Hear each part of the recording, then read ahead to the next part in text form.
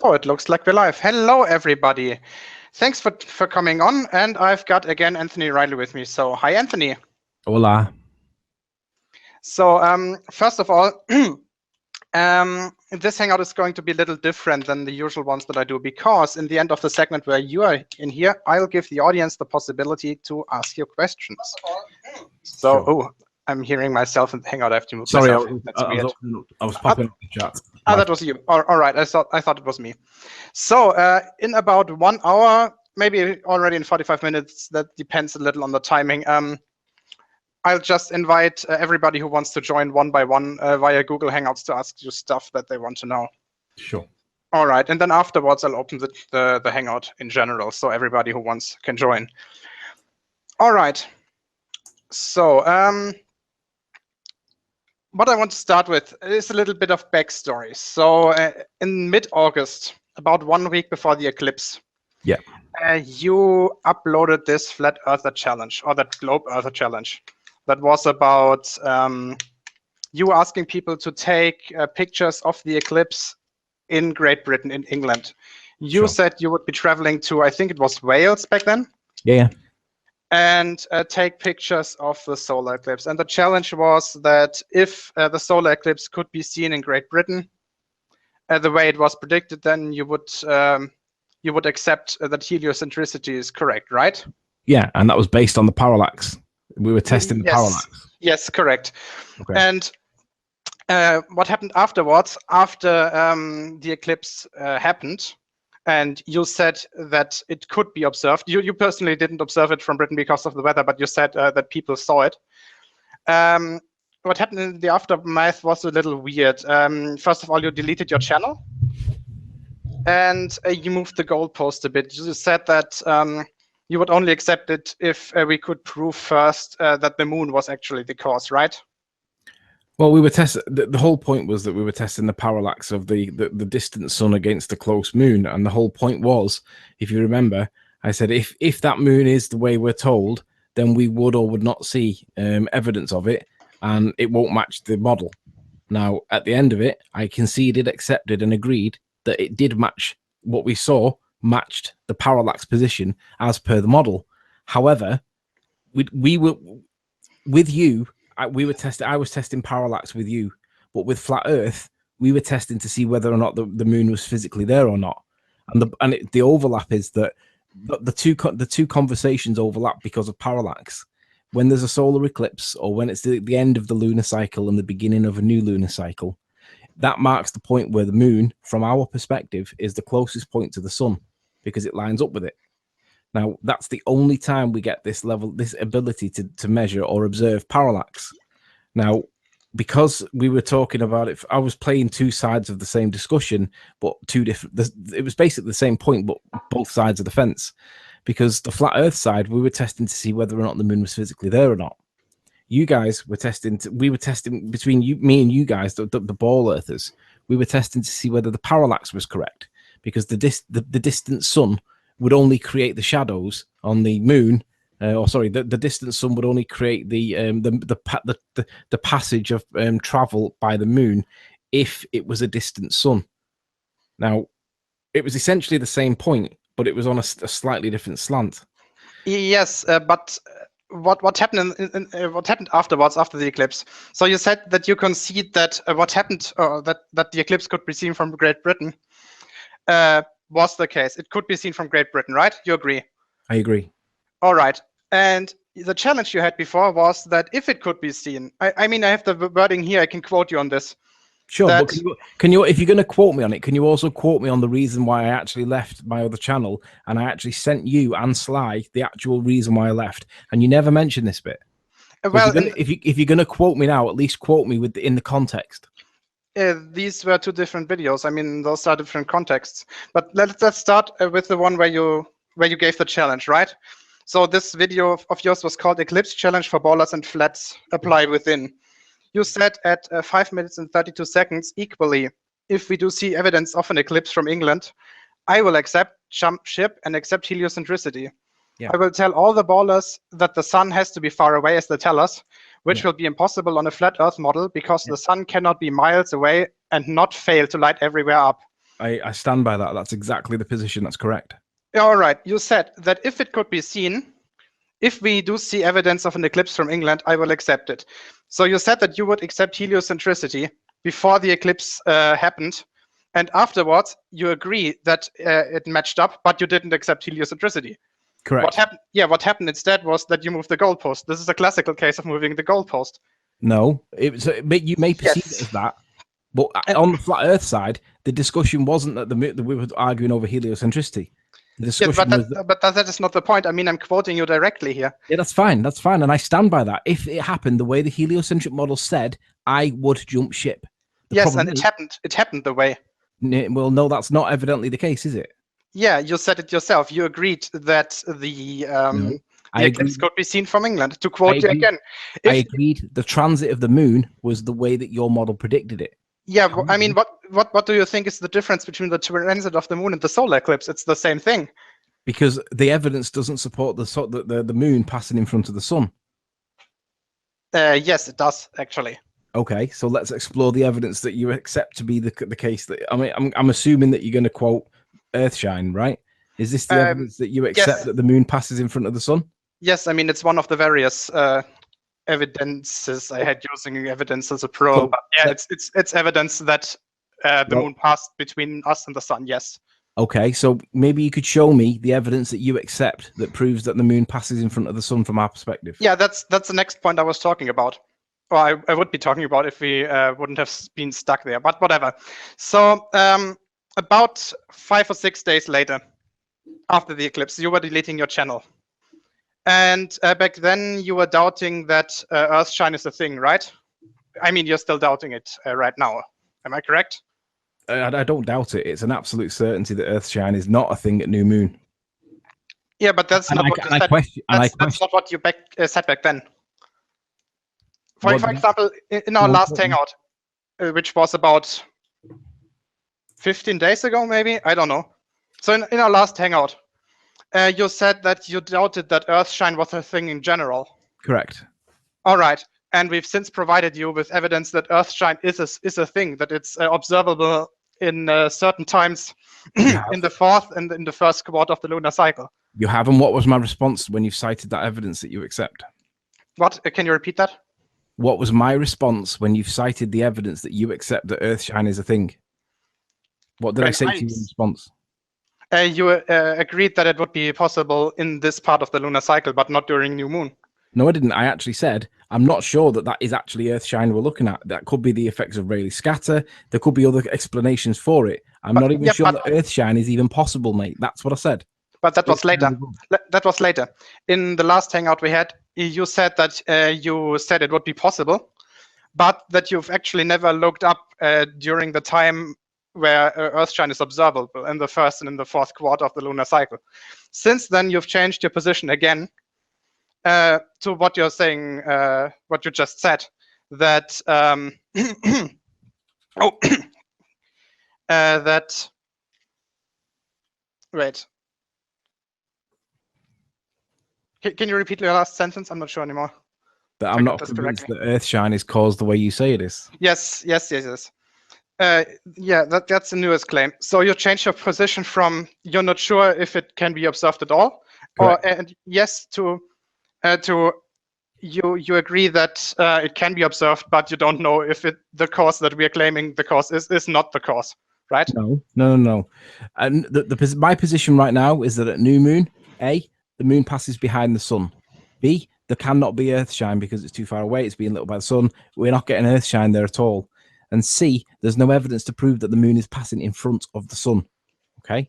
So what I want you to do is show me why I'm wrong, and then I'll show you why I'm right. And then you can work out which evidence you accept to be true. All right. First of all, remember back in the day when Soundly provided you with the photos of Earthshine that were JPEGs? Of course I remember. Yes. All right. Yeah, but I'm asking for the audience because I'm not sure if everybody knows.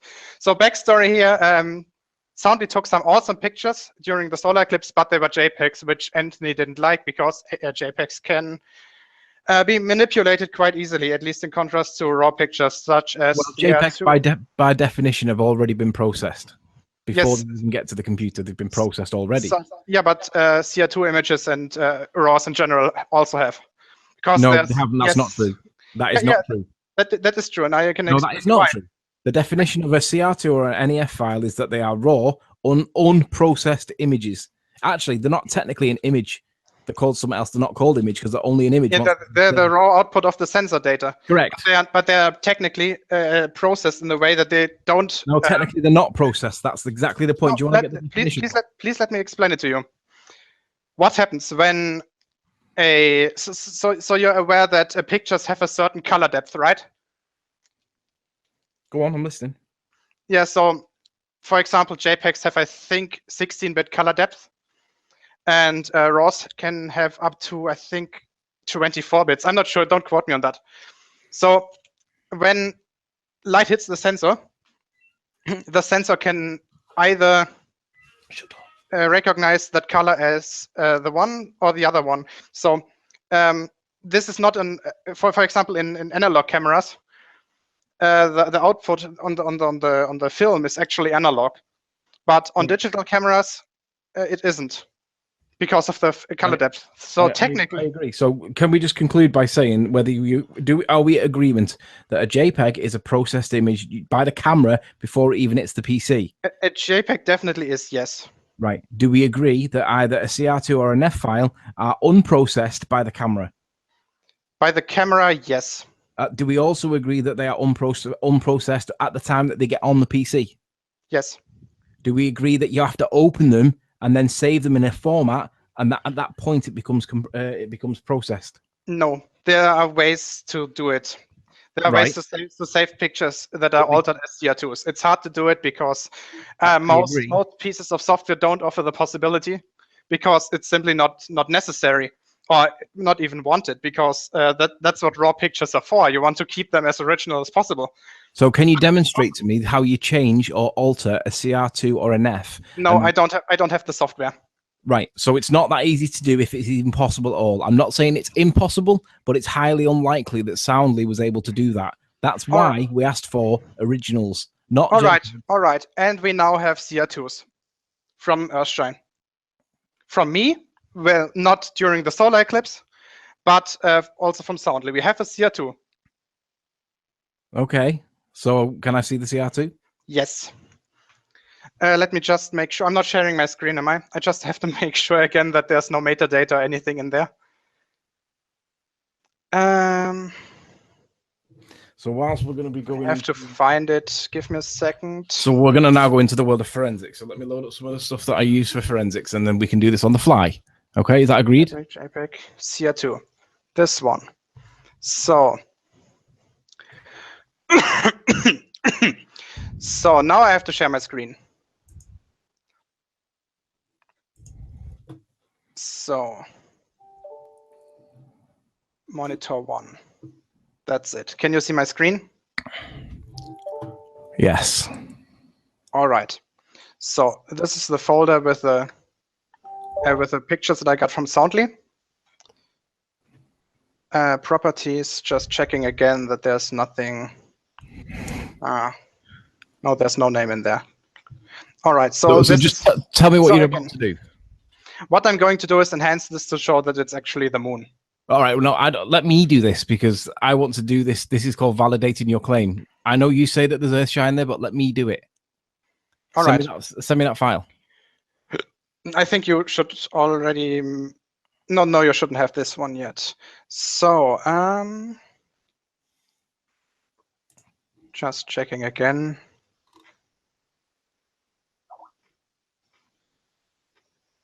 CR2 file. There we go. Now, just before I get this file, could you tell me where this file come from? Yes, it came from Soundly's camera. Yeah, obviously. It was taken on the 21st of August at 13. Right. Credible evidence is a key part of this discussion, right? Yes. I mean, what do I mean by where did this come from? Other than who took it and which device did he take it from and when did he take it? I'm not even going to go through a Soundly thing because it's fake. I asked you the other day, earlier in chat, were you fabricating evidence to support your arguments here? Well, Anthony, you just, like 5 minutes ago, you said that it's really hard to fake CO2 images. No, I just provide. didn't. Yes, you did. I said I don't accept that it's easy to do. I agree. Yes, therefore it's hard to do. Right, okay. But I'm not saying that it's impossible. But what I'm saying is at this point in the discussion, I don't think Soundly can. But you've now popped up with a CR2 with Earthshine. Soundly can what? I'm not even going to entertain this from Soundly because he's a fucking fraud, mate. And if that's where we're going with this, I'm just walking out of this conversation. We're not even talking. And Anthony, I've given you the possibility to check this for yourself. I've uploaded the footage to you, and you said 2 minutes ago that quote Alex, we are now in the range Alex, of forensics. So I am not going to have anything to do with Soundly. Okay. Why? I've given you the image. No, fuck off. You can check it yourself. What the fuck? Why? Because Soundly's a fucking fraud, mate. How do you know that before actually analyzing the raw images? Right, because let's bring up the conversation. Do you want to open the conversation that I had with you about whether or not you were doctoring evidence this afternoon? What do you mean by doctoring evidence? In the Skype chat, you and I had a conversation today, and I asked you specifically, were you being honest? Were you doctoring evidence? And yes, and I've never. That's exactly what you were doing. I've never doctored evidence. I've got a funny feeling that's exactly what you were doing. So you're now accusing me again of faking anything?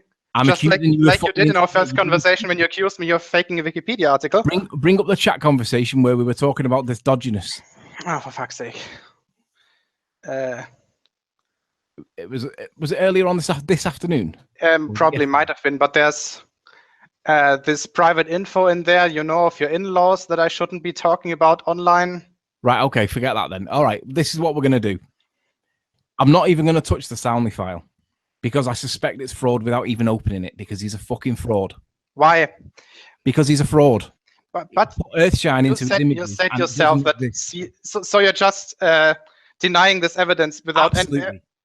But without actually taking a look at it. Absolutely.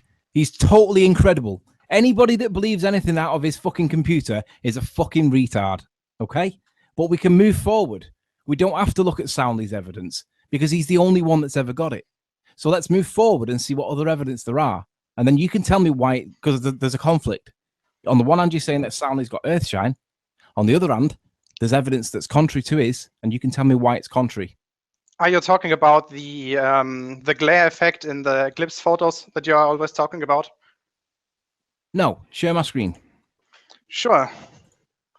I need that one.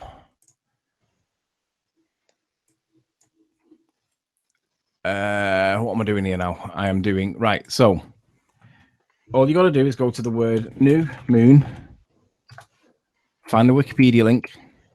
In the Wikipedia link, there's a citation that we spent quite a lot of time on to back and forth. Are you talking about the Note 1 thing? Yes. All right. Actually, the link has been fixed. This now works. It doesn't surprise me.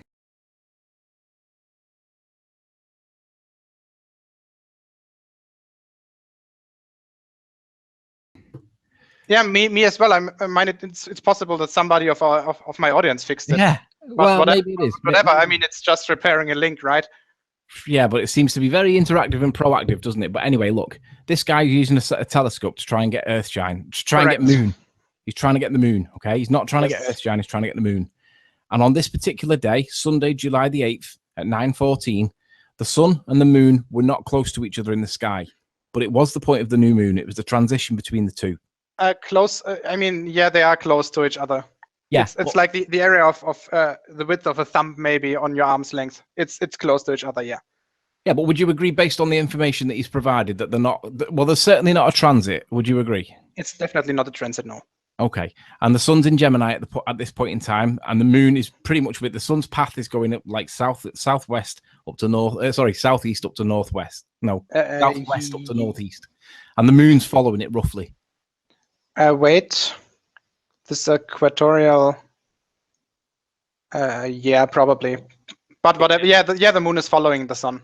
Yeah, so they're running side by side. Okay, the sun overtakes the moon, and then off the lunar cycle then starts all over again. And this is the point where the sun's just overtaken the moon. It's the other way around. The moon overtakes the sun. The moon over. Is it? Yes, whichever. when you have to center the sun. You have to look at the sun and then look in which that the moon is passing in front of it. Whichever. The point is that it's the end of the lunar cycle and the beginning of the next lunar cycle, and this guy's specifically looking for the light that comes from the moon at the beginning of the lunar cycle. Correct. But he's looking. What you failed to mention is he's looking at the exact moment of the beginning of the new lunar cycle. No, so I said that. That's the point. It was the very end of it and the very beginning point of the next lunar cycle. All right, that's fair. So that's per definition during the day, right? Right. Well, okay. So this is the result he gets. He gets the thinnest of arc lines, and it was a world record. I have no problem with that. However, this is not what the image... The moon is supposed to pass in front of the sun. This is not what we should be getting if the moon passes in front of the sun. It is exactly what we should be getting. We can simulate this in Celestia if you want. Well, I've already modeled it, and I didn't model it personally. I got somebody to model it on my behalf because I asked him, what's the heliocentric model supposed to tell me? Because there should be a shadow getting cast here, and there should be, but we don't see any evidence of a shadow. We don't see any hard object, and we don't. No, there shouldn't be any shadow. I mean, the backside, the side of the moon that is on our side, that we should be able to be, that what we would be seeing, that we are looking at. That one is currently in this picture only lit by Earthshine, but since it stays hard to get it, it's almost impossible. And so okay, wait, stop. And what you have to be looking at is the fact that in space there's no particles from which you can see the shadow, right? Right. Let me respond. That is the image that the guy got using Blender. This is the image that we should get using your model. This is a scale model based on where the sun is in the background, 93 million miles away. This is Earthshine. This is Rayleigh scattering. Does this moon have mountains and shit on the surface, or is it just a ball without any profile? It's got the craters. That's why we're seeing shadows. This is what we should be seeing at this point, but we're not seeing that. Now, this accounts for Rayleigh scattering as well. This doesn't just be isotropic atmospheric. This is Rayleigh scattering too. Is he doing it in the right wavelength? Because I'm doubting that, because the article that you're describing, you know, the source, the note 1 from the Wikipedia article, that actually says that this picture was taken in near infrared at, I think, 900 nanometers. It's somewhere in there. You have to look it up. Yeah. And I doubt that the guy who modeled this took this into account. This is the way that the moon should look on your model. Now, I've not modeled it. This is what he's modeled it at, because I don't know how to use Blender, but he's used it on a distant sun, and this is the level of light that the moon should be getting on the top, based on the information that he provides here. Okay? That does not look anything like that at all. Now, the argument is that it's near infrared. We should still see. That's one of the arguments. First of all, I don't know if he modeled it correctly. How am I supposed to check it? Well, I would invite you to a hangout and he can talk you through it, and you can tell him the bit that he's got wrong. Yeah, we could do that afterwards someday. Sure. So just tell him I'd be interested to do it. Yeah. Now, the problem that we have is that this incorporates Earthshine. So I agree that there should be Earthshine in this image. That a tangible rock that lands rockets on should be opaque. I don't think that you get Earthshine in the infrared. Well, so you say. Maybe you do, maybe you don't. But this is not infrared. This is near infrared, and what he means by that is infrared. What near infrared means is that it is in the infrared spectrum. It's just very close to the visible spectrum. There's near infrared. Wait, stop. No. There's near. Let me explain it to you. There's near infrared and there's far infrared. Near infrared has about wavelengths of, well, where the visible spectrum ends at 850 nanometers or so. And that spectrum ends at an arbitrary point at, I think, 4,000 nanometers.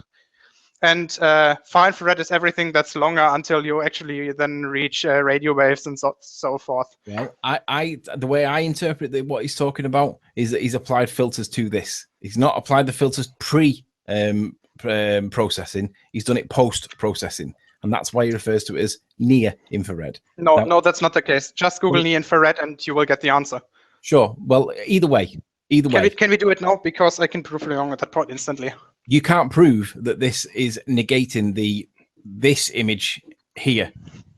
Because no, what I'm saying is that what you understand to be near infrared is not what it actually is.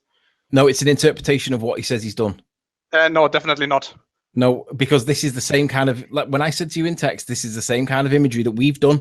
You said, no, have you even read the thing? I had read the thing. And when he uses that near infrared, he's talking about filters applied in post. He's not talking about filters applied pre. So let's actually read this, shouldn't we? Go for your life. Actually, let me share my screen again. I'll be doing it on my monitor. So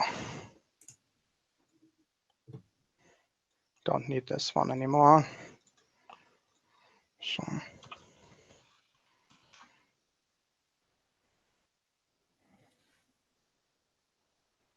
there we go. Yeah, spectroscopy. Yeah. Near infrared. It's just going into spectroscopy. That's actually something I work with on a daily basis.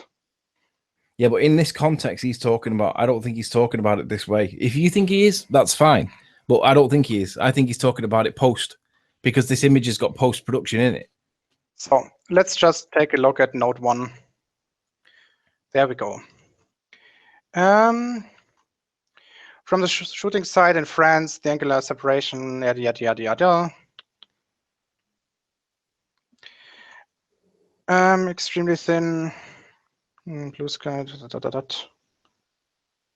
In order to reduce the glare, the images have been taken in close infrared and pierced screen, placed just in front of the telescope, prevents the sunlight from entering directly into the telescope. He's using close infrared.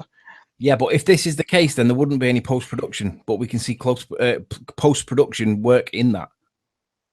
There's maybe a table. Infrared. Near infrared, there we go. From 750 to 1400 nanometers is near infrared. And then we go into short, mid, long, and far infrared. See that? Great. So now show me what the wavelength of the light from the moon is in that context. From the light of the moon is... Well, that's that screen that you have, so no idea. Wait, there we go. Low pass infrared, 850 nanometers. So that's outside the visible spectrum. We can't see 850 nanometers. Right, but what I'm asking you is to show me what the frequency of light from the moon is to show that that falls within the band that you've just shown on the infrared Wikipedia link. Go back to the infrared Wikipedia link. Infrared. No, not in moon infrared. The moon light generally. So we're looking for a value of the moonlight between 0.75 and 1.4. Yeah, that's what I'm Googling. Yeah, but you've put moon infrared. Just put moonlight frequency. Infrared. No, that's not the phrase you should be looking for. It should be moonlight. Yeah, I have the moon's shadow during Great American Eclipse. Yeah, not the same thing. Not infrared light. What do you want me to Google? The frequency of light from the moon. Because you know the moonlight spectrum. Right? You know the light from the moon is polarized, right? Might be, I don't know. There we go. Moonlight. See, between 18 and 900 nanometers, that's there's a lot of light. Yes. Lot of photons. What about the rest? Hang on, hang on. What about the rest of the light that's not being filtered? Where's that in the image? That is not being filtered out, you mean? Correct.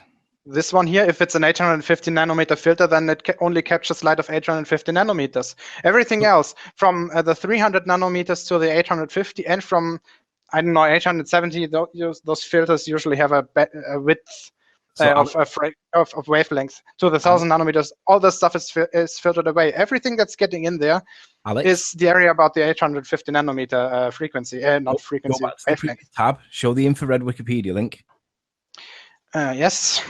Show the wavelength of this filter that he's using is 0.75 to 1.4. Yes. So we have. Show that. We have 850 nanometers. Yeah, but hang on. Go back to the infrared one. He's using 850 nanometers, but you're saying it's near infrared that he's observing. Yes, but he's not using the entire spectrum. That just says it's a wavelength that falls into the definition of near infrared. Show me the parameters on the map on the thing where you got 0.75 to 1.4. Show on the map that you've just brought up where 0.75 to 1.4 is. Show me that wavelength that it captures, that it filters out, or that it filters in. From 0.75. That's here. So this is No. in nanometers. The other one is in micrometers. You have to multiply by a factor of 1,000. Go back and just check. Let me see. This is in micrometers. This is in nanometers. Okay. So show where's the lower value and where's the higher value. 0.75 micrometers is here. And 1400 would be somewhere there. That's quite a big band of information, right? Yes, but he's not capturing all of it with his filter. He's only capturing it at 850 nanometers. So now show us that part. Here we go. No, not that bit. Show us the bit on the link where he shows it. This one? Low pass infrared filter, 850 nanometers. Right, let me look at what that actually is. Can you just show me what that low pass infrared filter is, 850 nanometers is?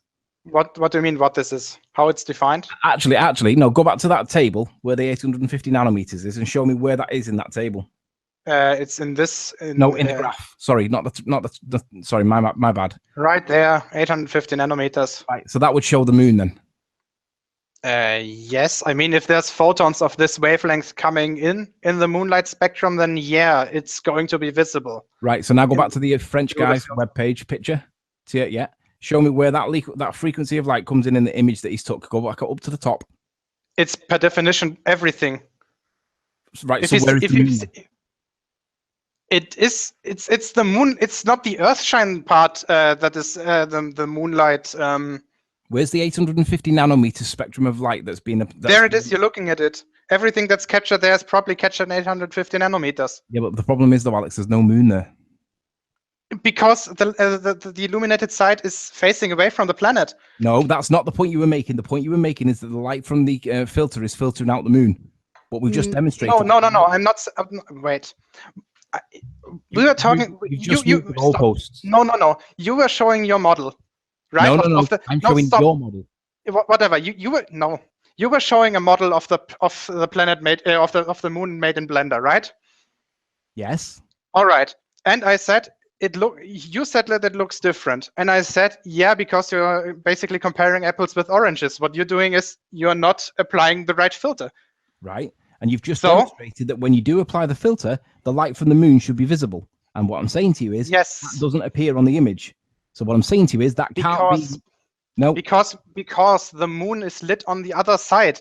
Everything of that moonlight spectrum is only in this part of the image.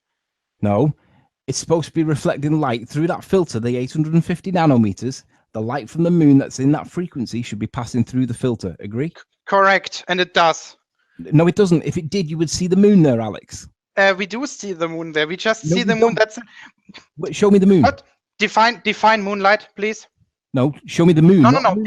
Define moonlight. No. What do you think? Not moonlight. Moon. Let's go back to. I googled for moonlight spectrum, right? Moonlight spectrum. Spectrum of moonlight. Yeah. Measuring. So I was linking to this. Is this a peer reviewed? Whatever. Not relevant. I mean, like, we can check if it's peer reviewed or not. That's not the case. That's not the issue. We're looking at the moonlight spectrum. The moonlight is that part of the light that is directly from reflected from or sent out by the sun and reflected on the moon's surface and then hits the camera sensor, right? Agreed. But do you also agree that all of that graph is showing a band of wavelength, a wave frequency of light? It's a whole band. It's not just one section. It's all of it, right? Correct, but the filter eliminates most of it. You just see the 850 nanometers through that filter. But do you agree that if the light coming from the moon fell into this band of this wavelength, this band of wavelength, that it should be demonstrated on that picture? There should be a circle there. Yes, and no, not a circle. Yeah. No, for geometrical reasons. It's not a circle. It's a small crescent. Crescent? You know what I mean. No, you're on about the light on the top of the moon. I'm on about the moon itself, the rock that rockets land on. You can't see the rest of the moon. It's not in sunlight. It doesn't reflect. We don't see the side of the moon that's getting the sunlight. We only see that little part on top of there. No, Alex, it clearly shows on the Blender thing that we should be getting Earthshine on the moon at this point. No, we shouldn't. We probably shouldn't get any Earthshine.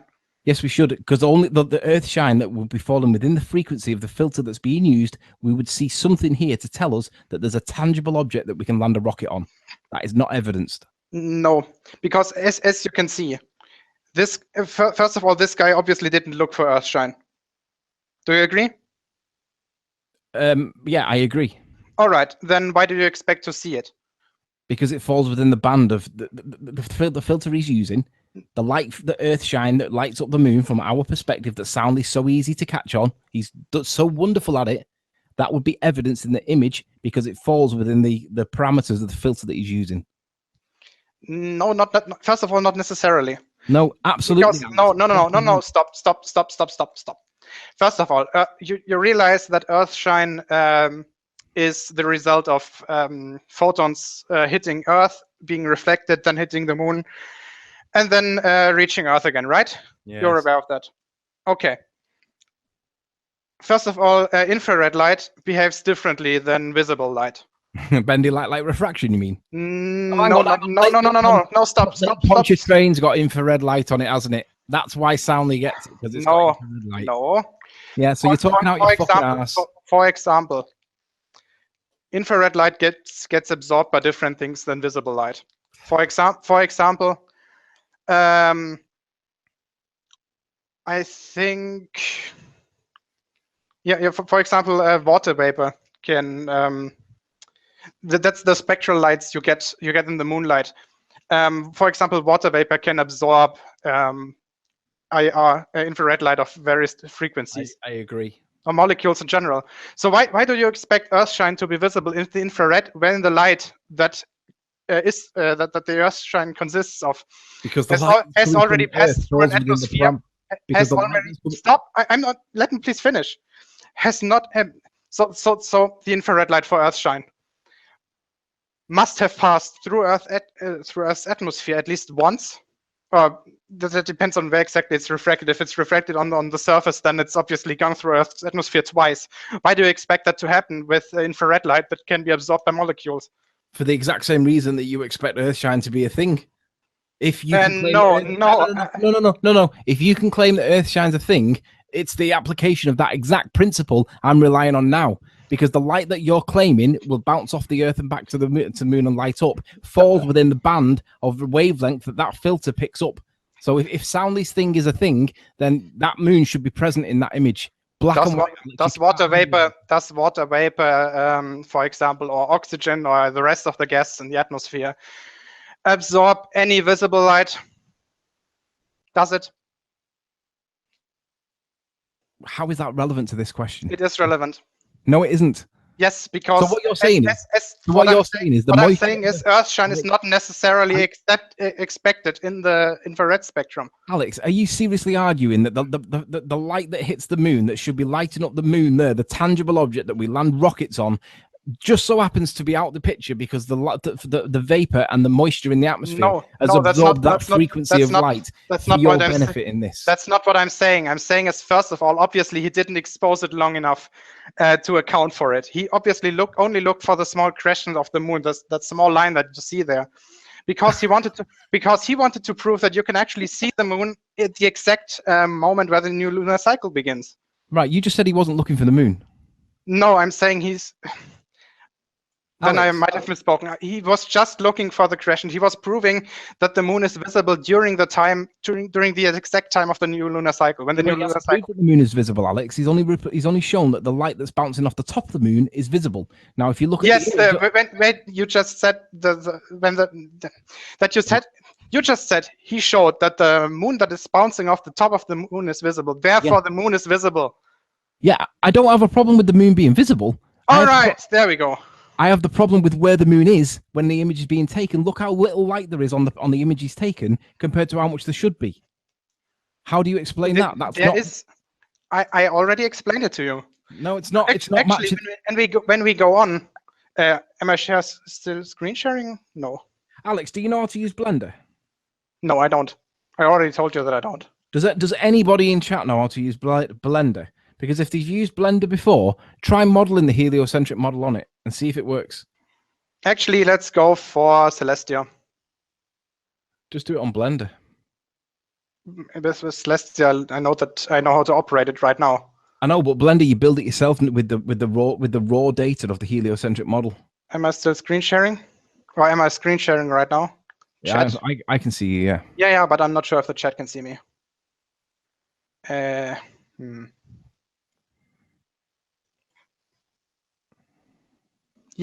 the chat can see me, obviously. So, oh, that's the wrong one. There we go. So this was on July 8th, 2013 at 7:14 UTC. Where is it? Too many tabs open. Time. So this was 7? No. What's the time again? Fuck. It's embarrassing. 7:14, he says. 8th of July. 2013 at 7:14. Yes, I have to go for 6:14 because I think this is in UTC. No, he's in UTC, so 7:14. Format. Here we go. UTC. 14 UTC. Just before you do this, what point are you making?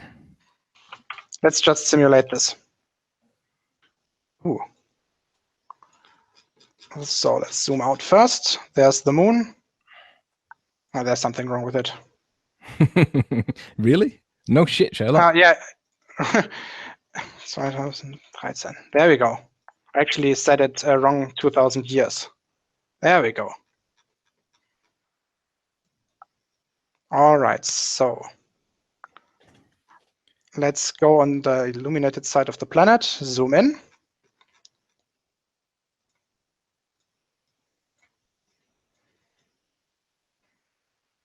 There's the moon there. So there's the sun, there's the moon. And now let's zoom in there.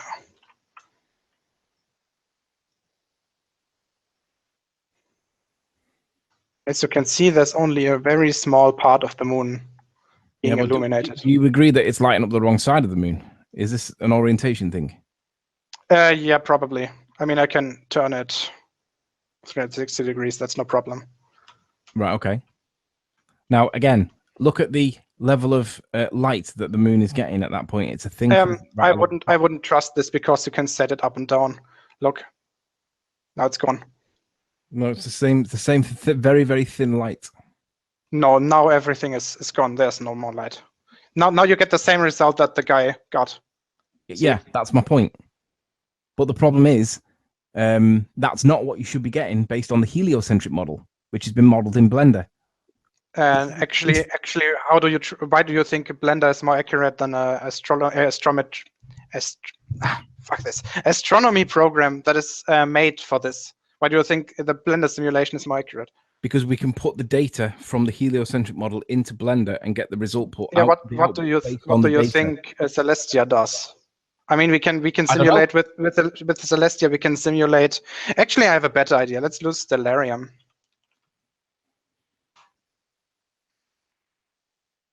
But what's your point, though? What point are you making? That the models that we have agree perfectly with what this guy got. Okay, so this was in the location somewhere in southern France, right? Elancourt. Oh, we got it. Nice. All right. So, by the way, the chat can still see it. That's nice. So we got 2013, July 8th at 7:14 UTC. That's probably 9:14. Because it's summertime and it's in France, so that's UTC +2. Agreed? Okay. All right, so sun, moon. How do I zoom in here? Oh, yeah.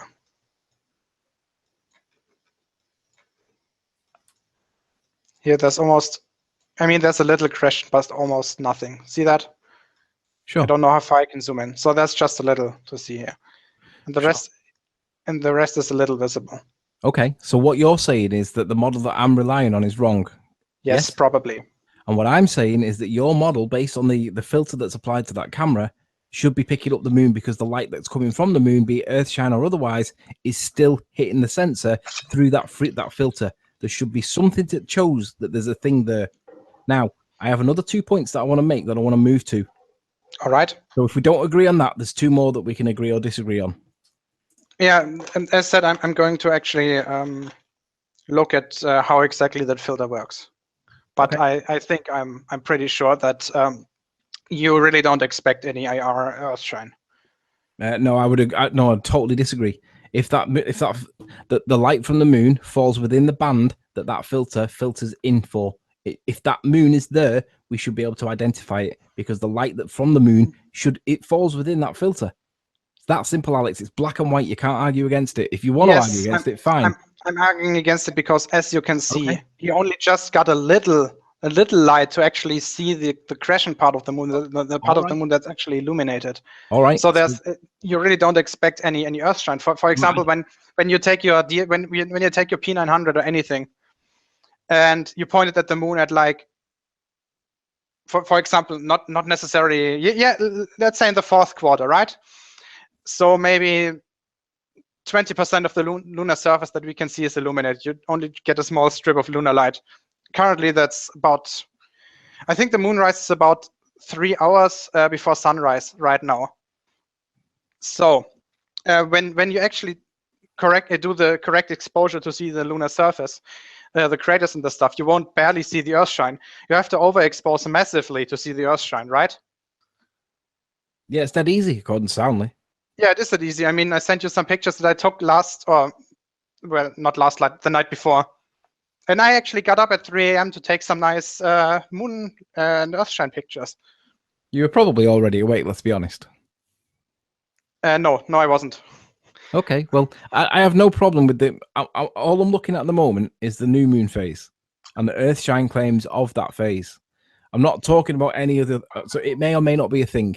I'm doubting whether it is. But all right. Because I can't prove causation, and neither can you. All right. Before we go to the next point, do you at least agree that the geometry of the entire thing matches up, so that the part? No. Let me explain what I mean first, okay?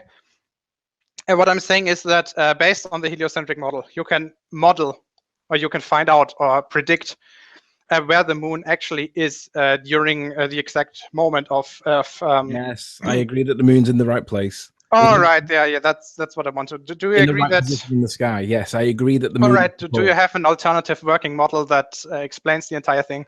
Yeah, I've just told you that the moon appears to pass behind it. Now let's move to the second point. Yes, no, that's not a model.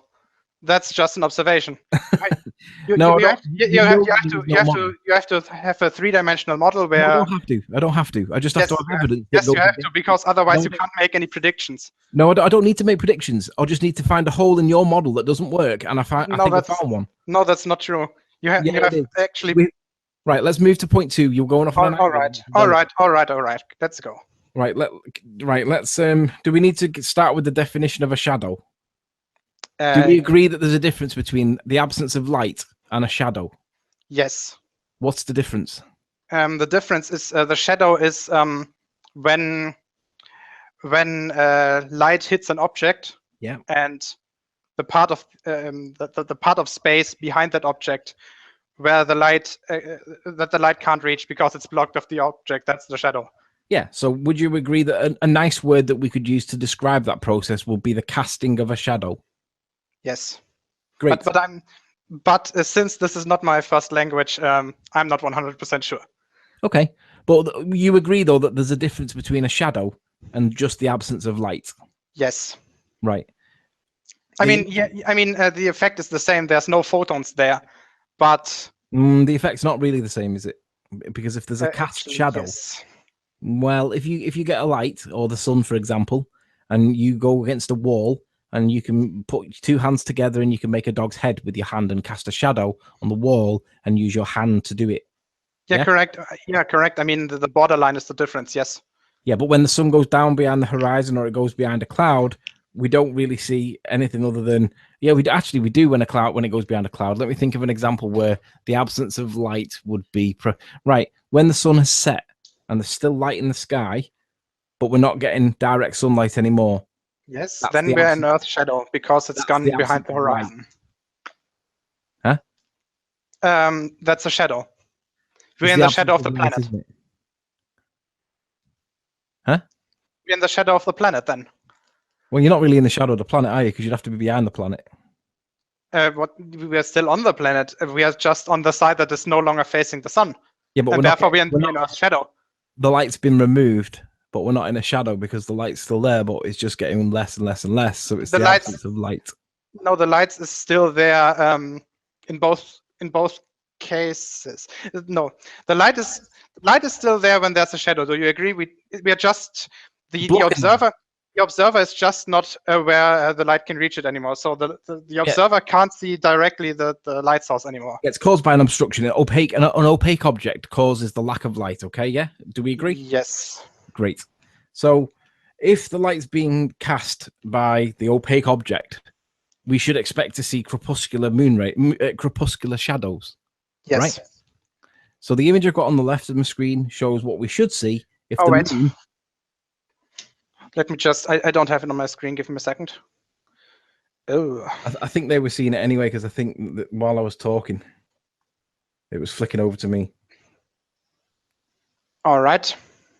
So the image I have on the left of my screen, clearly, this is what we should see if the moon is passing in front of the sun from a close position like that it occupies in the sky. 260,000 miles roughly. The sun is obviously 93 million miles away. As a percentage distance, that's 0.0025. It's a quarter of 1% of the total distance to the sun. Okay? Correct. Go on. So if the moon is passing in front of the sun, and based on the model, the information, the data in the article that we've got on the left, which was originated from this information here, based on this information of the sky at the time, we modeled it to see we modeled it to see what would the effect be if there's a close moon and the sun, and that's what we get. We get shadows. You mean the two lines that are on the right side of the dark object and on the bottom left side? The moon is a small dot in the middle here that we can't see because it's in the dark side of the sun. Stop. So you mean the size of the black disk isn't the moon itself? The moon is just in the middle somewhere. Yeah. Because then there's definitely something wrong with it. Okay, so you say, but then you can model this and test it and verify it and tell me it's wrong. You can't. It definitely is wrong. I mean, we can compare it. We can compare it even to the model. I just showed it in Celestia how it should look like. Yeah, but that's the point. That's exactly the point. That's exactly the point. You're modeling it based on Celestia, but if you model it based on raw data, which we've got, that you don't get the same results. Yep. So what I'm saying to you is, find why would the black part be bigger than the actual moon? Cast shadow. It's come from where? To us. The moon. No. Yes. No. Model it in Blender. Find somebody that can model it in Blender. Tell me why this is wrong. Did the guy who modeled it in Blender actually do this in an atmosphere? I mean, the entire thing? Yeah, he's got Rayleigh scattering accounted for as well. He's got isotropic atmosphere plus Rayleigh scattering catered for. I'm 100% sure that he actually modeled the entire thing with an atmosphere. So but you don't have to. You have to model that only the last 50 kilometers or so are actually atmosphere. The rest is vacuum. No, the atmosphere is as per the heliocentric model. All right. But you can model this yourself. You just need anybody that can use Blender, and I'm sure you've got people that can do it. So what I'm saying to you is, whoever it is, be it Sean or Sly or whoever, somebody will be able to use Blender, get them to model this exact scene on this evidence, and then show what the effect is, and it'll be exactly that. That's exactly what happens. So what I'm saying to you is, there's no casting of any shadow indicating or proving that the thing that's blocking out the light is actually in the foreground. Getting nothing. It goes invisible according to your model. And what I'm calling bullshit on is the idea that it can be invisible. It can't. This is what should happen. So get somebody to model it on Blender, show me why it's wrong, and then we can come back and discuss why this new moon farce is bullshit, because it isn't actually getting what we're told. We're not getting what we're told. It's something different. It appears that the moon's passing behind the sun, not in front of it. No, well, do you agree that the model that you're doing in Blender doesn't represent what we actually see. You obviously agree, right? Yeah, the model that we. Yeah. Therefore it's your job to actually find something that agrees with what. No. Hang on. Yes. If I didn't have something to show you, you would then say to me, "Go and get me a model so that you can demonstrate it." Yes, Now that's what I'm doing right now. I want to see actually a working flat Earth or whatever model I'm that showing you. shows, but it doesn't produce. I'm saying a flat Earth model. Do you have a working flat Earth model that produces exactly what we are seeing? Alex, that's a distraction point. No, it isn't. No, Yes, it isn't. No. I've got you evidence of your model using Blender, and it doesn't match the real world. Yeah, and I'm saying it's probably wrong. Your model is probably wrong. Okay. Because every other model that we got that was not made in Blender or in I accept your criticism. made by an amateur. I accept your criticism. All right, so you accept that all the other software that we have that's actually working with the heliocentric model predicts it correctly, right? It's not about the prediction, it's about the consequence. No, it's actually about the prediction. No, it's about what happens, how it's demonstrated. So I accept your criticism that this, what I've showed you, might be wrong. So what I'm asking you to do is go and somebody's got Blender skills, get them to reproduce that eclipse, or not the eclipse, that, whatever you want to call that phase, exactly on the evidence that we've got, and then come back to me with what you get. And then, we'll compare it to what he got, and then you can tell me if you think it matches or not. Now, all right, I think I've got somebody, but that will take a few days. Of course, it's not going to be able to be done straight away. It's going to take 40 minutes just to get the data put in properly. So it's not something I expect immediately. And I don't think that the person that I'm thinking about is using Blender. I think using Unity. Use Blender, because then we're using apples for apples, because that's what we've used, and that's only because that's just happened to be the guy. Don't use Unity, because I don't think that's going to be a fair comparison. Why not? I mean, it has more or less the same properties. You get a 3D modeling software with various. But that means I've got to then go and find somebody to validate his work. You're supposed to be validating my work. Yeah. I understand. Software compatibility sucks. Yeah. So let's try and keep the same program for the sake of validation. Yeah, all right, but I can't guarantee it. That's my point. I can't guarantee that we would be using Blender. Yeah, but that's what I'm saying to you. I have managed to find somebody that could model it using Blender, and I'm sure you'll know somebody that can. So what I'm asking you to do is, I accept the criticism that the model must be wrong. So go and show me what's wrong about it, and then when you've got your results, come back and talk me through what he's done wrong. All right. So it's Hang on. There's a third point. Okay, go on. On the model that we've been looking at, the let me find out where it is. That is the requirements to get Earthshine. That's what you need to do to your camera to get Earthshine. Huh? What do you mean by the requirement?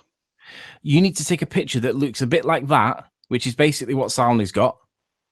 But the problem is... No. Is that during the solar eclipse? No, this is during this setup here. Yeah, then it's not what Soundly got. Soundly took the picture during the solar eclipse. I know, but what I'm saying is, this has got Earthshine on it, and it's only a little bit. But what you really need to do in the real world to get that Earthshine is this. But on the model, you don't have to do that. You only need to do that, and you get the Earthshine, because of Rayleigh scatter and Earthshine, the two things together give you the Earthshine. Now, if you don't agree, again, model it. Show me why this is wrong. Because the conclusion overall is that we are not getting the casting of shadows, because that would show... Which we shouldn't get. We shouldn't get the shadow lines. No, Alex, we should. Do you understand what happens when you put your hand up in front of the sun to your face? Yes, and we are doing that. I understand, but you shouldn't be able to see those shadow lines. Right, so show me why not, because I'm showing you why. Because this is done in a vacuum. There's no scattering going on in a vacuum. So model it and show me why it's wrong then. If that's I already told you. No. Telling me is not proving it. At least having a model to show me that it's right or wrong is the way forward. So I've given you the evidence that I believe to be true and acceptable and credible in my opinion. And if you don't agree, that's fine. Show me why it's wrong, or don't explain it to me. Model it using some reputable software and show me where the mistake is. Identify specifically where the mistake is, and then show me that change of mistake and show me what it does to make it right. Because if he's made a mistake, fine, he's made a mistake. But if it doesn't do what I'm saying it does, which is cast a shadow, because anything that's opaque that passes in front of the sun should create a shadow. and it's close enough to the sun to do exactly that, because this is the model showing it. All right. Was that your last point, or is there anything else? No, we're done. So there should be Earthshine on this, the casting of shadows, and the other one was the amount of light that's hitting it from the sun's perspective is more in your model, the real world model, than what's actually being evidenced. In other words, something else is going on. All right. Yeah, I'll surely try to test this as soon as possible. Take your time. Don't rush, because it took me ages to find somebody that was able to do this. So I don't expect you to do it immediately, and I won't hound you for it. But what I'm saying is this image that this guy's got here, this is not what I'd expect to see. This is what I'd expect to see if there's a close moon.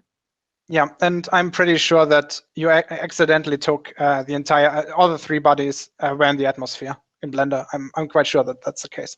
You're quite sure that I did? What do you say? I'm quite sure that the guy who made the Blender model accidentally put all 3 objects in the same atmosphere. That's why you're getting those lines. Well, you show it. Show it. Because at the end of the day, dude... How am I supposed to show it? I mean, could you ask... how's the guy called who made the model in Blender? What's the guy called? Yeah, I mean, can you please ask him to check if accidentally all 3 objects are in the same atmosphere? I'll tell you what I'll do. I'll invite him, and I'll try and get him to come on. He doesn't do anything contentious. He's not interested in chatting to ballers, but he might do it if I ask him to. So actually, we have some volunteer who might do the Blender stuff this night, tonight. Sure, but it would be Sly. Don't jump the gun and don't be premature, because we all know what happens when people are premature. Accidents happen, babies are born. So let's not be premature. Let's do it properly. Take your time with it. Don't jump the gun. And in the meantime, I'll go and see if I can get the guy to come on a chat with you, with me, you, and him. And then you can go through it with your guy, show us what we've done wrong. Then he can have a chance to respond if he agrees or accepts your point or whatever and explains it. And then at the end of it, we can come to a conclusion based on the evidence. Now, at the end of the day, if I'm wrong, fine. But at least it's based on evidence. It's not based on rhetoric, dogma. All right. Here's my prediction. Because I want to start with the Q&A session quite soon. But here's my prediction. We will show you that the model you have has a massive mistake in it. Okay. And you will, in one way or another, move the goalpost as you did before. No, I'll explain it exactly the way. Right, okay. Okay, so you agree that you will do that? Or you... No, I agree that that's your prediction. Okay. All right, that's fair. So let's start with the Q&A session. And the way this is going to work is actually the first one who asked the questions, I will just read it to you, or I'll invite the person. I'll just invite the person into the Hangout. I think that's the best method. Okay. So let's wait for the chat. I actually need... I've lost the chat. Ages Google. Ago. So let's start with Atheist Rex. I'll invite you into the Hangout if you want. It might be better if you just ask them to pick somebody out of chat and ask them to type the message in chat. Yeah, but I think the best way is actually to have the person in the Hangout, because then they can ask follow-up questions if necessary.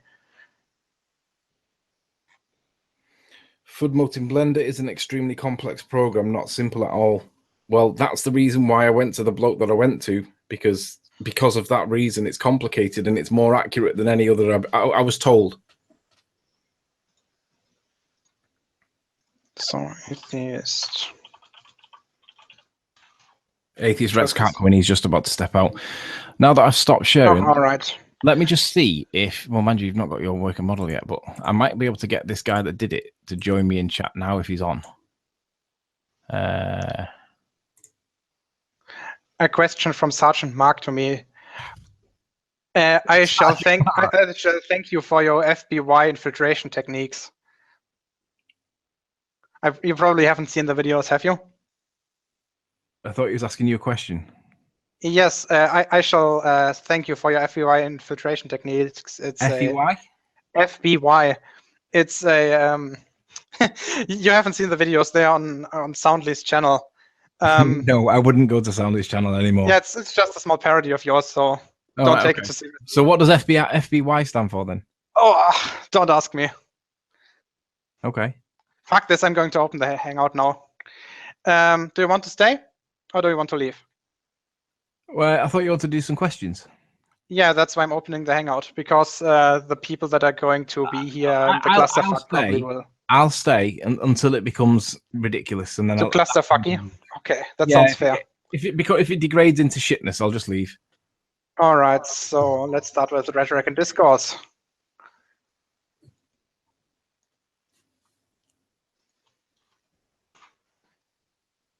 Because he had an interesting question for you. Yeah, I'm familiar with this name.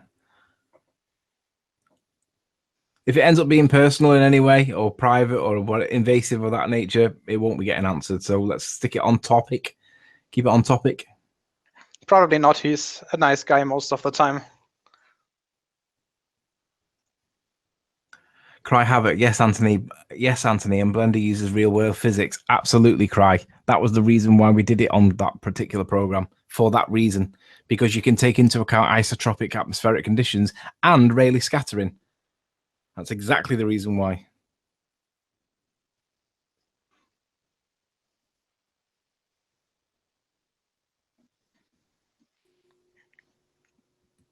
So, hi R&D, how are you? Good. How are you doing? Worse than this morning, but thanks. That works just fine. So I offered you in the chat that you should just invite me in to read people's questions so that you don't have to pick and you can be impartial about it. Ooh, that sounds nice. So that's why I came in here to say I can do that. All right, before we do that, you had a nice question for Anthony yourself, didn't you? Oh, Anthony. Why? I thought CGI wasn't allowed as evidence. We're modeling your model, right? Is it allowed as CGI allowed as evidence or not? To model every time I get asked, if I make a point, I get asked to model it because they want to see a model. So this time I've modeled it and now I'm being criticized for it. So is it acceptable to present a model for you to challenge, or is it not acceptable to do that? Because I can't win either way. You're not actually answering a question. You're just asking me one. I'm at like, it's a yes or no. Is CGI an acceptable form of evidence? It's not absolute no. We're modeling. Okay. We're not using it as evidence. We're modeling to see what we should expect to see. So it's not an acceptable form of evidence. It's not an absolute no, is it? Fuck, ridiculous. Oh. So your CGI model that you showed is not evidence of what we should see. No, it's not evidence. It's a model. We're modeling it. No. But you're using it as evidence. As this is what we should I'm see. using it as a model. I'm using it to demonstrate the point. I'm not using it to prove the point. I'm using it to demonstrate what we should see according to your physics. So you're using it as evidence of what we should see. No, I'm using it as a model.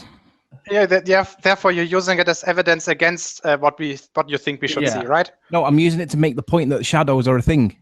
I'm using yes, you're using it. You say that our model is wrong because of this 3D animation. Therefore, you're using our model again as evidence against our. How else would I tell you that shadows should be cast against the moon if the moon passes in front of the sun? How else would I do that? Because you guys can't understand picturing things from the flat Earth point of view at the best of times, and I don't credit you guys with enough intelligence to realize what a shadow is. So how else can I do it? Sorry, that was a bit low. I don't care. My feelings ain't hurt. No, but you've answered it in pretty much the way that I thought you'd answered it. So that works for me. But so I am here. I can read off questions for both of you, and I've asked the chat to send questions along. Yeah, let me address George Meyer there. Ask Anthony Riley to explain. Wait. That's my job. You hold your horses. Okay. Question from Tyler Durden. How can it be summer in the US and winter in Australia on a flat Earth without a noticeable shift in the size of the sun from position change? The ecliptic plane of the sun. The sun moves around in a circle, a continuous circle that doesn't change, but it moves around on a path called the ecliptic plane. So basically, it's like a cam. So imagine making a spirograph. You remember the thing, spirograph, the thing that you made circle after circle after circle? Well, that's how the sun moves. So it moves around in a perfect circle, but the circle itself that it's moving around is what's moving around the ecliptic plane. So that addresses where seasons come from. So although it appears to be not moving, I agree it doesn't move, but the path that it takes on the circle that it's moving on moves. It travels around basically around the Arctic Circle. But that doesn't really answer his question. He didn't. He asked why there's no difference in angular size, or did I misunderstand this? I didn't interpret it that way. I interpreted the size of the sun from position change. Yeah, so angular size, because it would be further away from you. Oh, sorry, I misunderstood your question. If you go to if you look online and look up sunsets from elevation over dry areas, so like not low-lying land, get yourself out of the low-lying, the shitty atmosphere, then you see angular size changes in the sun. No, but they're talking about from season to season. So on average, one would expect the sun to be a certain size in the winter. And then if the flat earth model is correct, and then in the summer it should be a bigger size since it's physically actually closer to you. If you're but that isn't actually how light works when you put light traveling away from you at a distance, because Good Times for All showed that the angular size reduction is most prevalent while it's very, very, very close to you. But as it gets to a certain point, it doesn't change at all. I can give you a video reference where you can look that up if you wish, although you probably won't look it up, and if you did, you won't accept it because you'll say you did something wrong. But he showed that if you make a light very, very close to you, it's big. Move it away from being very, very close to you, it does change size. But once it gets to a certain point, it doesn't change at all. Yes, it does change at all. Well, I'll give you a citation now. If you give me 2 minutes, I'll find it, and then you can tell Zach that he did it wrong. Okay, so put those citations, send them to Gio, and Gio can put them in the description, because I'm going to ask you another question, because there's a crap ton of questions, and I'm not going to sit here and wait for citations to show up. I just have to do a quick follow-up to this. Sorry, I accidentally hit the wrong button. So, Anthony, do you understand why the change in angular size is most prevalent when the object is close to you than compared to far away from you? Why? Proximity. No. Yeah, the closer it is to you, the more of an angular size variation. Yes, but why? Proximity. That's the answer. No, you're just stating what I said. The reason is geometry. No, the reason is proximity. You're wrong. No, the reason is definitely geometry. I mean, you can plot this. You can plot the angular size on the y-axis, for example, and on the x-axis, the size from you to the object. And you will get an answer that is basically a function of the tangent of the distance. Okay, so just before I accidentally booted myself, the guy was asking me to do something with the reference, the citation. Yeah, give it to Gio. Yes, just send them to me via Skype. I'll add them into the video description later. Mm-hmm. Oh, no, not here. It's better to do it via Skype directly. Yeah, I was just going to say, I've done it in the side chat, and I'll do it in the thingy as well. Yeah, just send it to Gio. All right, your next question is, if we can see the moon on all the other days of the lunar cycle, why would it suddenly disappear from the predictable cycle on a new moon day? Because it passes behind the sun, and the sun is not creating its light from a cosmic ball of fusion helium hydrogen in the sky. The sun appears to be receiving its light like a when you get the sunlight when we were kids and you got a magnifying glass and you were able to focus the sunlight down to a very small but bright light on the floor, and if you lined it up with an ant, you could set fire to the ant and kill it. That appears to be the sun is. It appears to be the collection of a focal point of light. Yeah, but that implies a sort of canvas where you're actually projecting the light onto, right? Exactly. Do you have any evidence for this? The sun itself. The sun is the evidence. No. Because if the moon doesn't pass in front of the sun and it seems to pass behind the sun, it would then block out the sunlight that the sun is receiving, and that would give us the exact same thing. But in that instance, you would see, you might see the canvas during solar eclipses, which you don't. But you can see this if you go to any part of the country, even where you're at, where there's very, very little light pollution. There's a specific name that they give to these areas that are very low in light pollution. And you look up into the night sky, you can see square lines that go right across the sky that seem to join all the stars like Hessian in the sky. It looks like we're looking at the underside of maybe a fishbowl or something. There definitely appears to be a construct to the sky that we don't normally see because of light pollution. So you're claiming that in low light pollution areas you can actually see the structure of the firmament, or whatever you might call this? Possibly, maybe that. It looks like there's a structure that's got straight lines in it, and it looks like Hessian in the night sky, and it seems to join all the stars in straight lines, and you can only see it in very low level, well, basically zero light pollution. So yes, that's my claim. That is exactly what we saw when we were away when we went away for a week in the last fortnight. That's exactly what we saw, and it wasn't a very weird claim. Yeah, go and do it though. Go and see it. Go and find one of these low-level light areas. They are, I don't know what they're called. They've got specific names, but it's where the light level pollution is below a certain limit, and they call it a particular something. Go and look at the night sky from any one of them places. If you're in the UK, the Lake District is where I'm talking about. Anywhere in the Lake District, because there's not a lot of towns or villages that are beyond a certain size, so the light pollution is virtually zero. Go and look at the night sky. Just look up straight above your head, and you'll see what I mean. It looks like there's straight lines that connect all the stars, and it looks like there's some kind of patchwork quilt above our head. And I never even spotted this. It was my partner that spotted it, and she's not necessarily a flat earther. She knows that something's not quite right, but she spotted it, and she said, "Come and put your shoes on and look at this." We walked outside to a dark area, and she said, "Look up." I looked up, and I'm like, "What am I looking at?" And she went, "Can you see what I can see?" I said, "What's that?" She said, "Can you not see a lot of straight lines?" And I was like, "Straight lines?" And I started to look at what she was pointing me at, and I was like, "Shit." So yes, if you go to an area where there's virtually zero light pollution, they give it a special name. Look up into the night sky, and you'll see exactly what I'm talking about. What did you say? Lake District? Yeah, it's I don't I'm know just what googling it. You don't have to. I'm going to find out what these low light pollution areas got a special name in the UK. All right. So this is another link search. So I'm going to let you send that to Geo, because you really do have like an absolute crap ton of questions. Yeah, but we've not got all night, so say maybe the best 10 ones. All right, so here's your next one then. Send that link to Geo, and you got your claim out there. So, what mechanism does the sun? What mechanism the sun would use to move in the sky? So, I guess what mechanism would the sun use to move in the sky? The best explanation I got is a Faraday's disc setup. Are you familiar with a Faraday's disc? Faraday disc. I've heard it, but give me a second. Just Google the word, YouTube the word Faraday's disc, and then look up some of the results that come up. That is the explanation that I would give for the sun. It's a frequency. It's an electromagnetic sound frequency. Fucking huge volume of amperes. It seems to be electromagnetic. It's a simple generator. Well, show it so that we can see it, because you've really simplified it, and that's not just Faraday's disc in YouTube, and you can see working demonstrations of floating discs.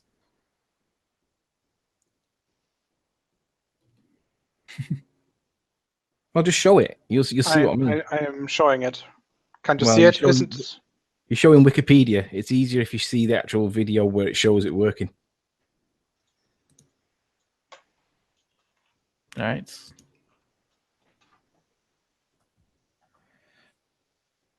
But there's still nothing floating there, right? No, go back to the search results, but add the letter S to Faraday's disc. Faraday's. Because that's how I normally find the one that I want to use. It's not that top one. Scroll down the list. Keep going. It's in quite a dark area. Oh, thanks. It's the one that's in a warehouse. I may have to find this for you and give you the link, because I'm not. All right, that sounds fair. Just hang on. Give me a chance to find it, and then don't ask me any more questions just yet. Let me find it first. Then if you can just play it, you'll see what I mean. You're gonna have a lot of links to put in here, Geo. I know. That'll be fun. Just give me a minute. Just humor me for a sec. I will find it. Where the fuck is it? Who was it now? Who? Might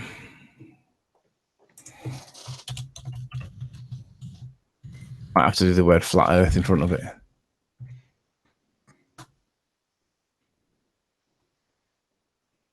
There's a really good example of it that's not on a desk. It's like in a whole room.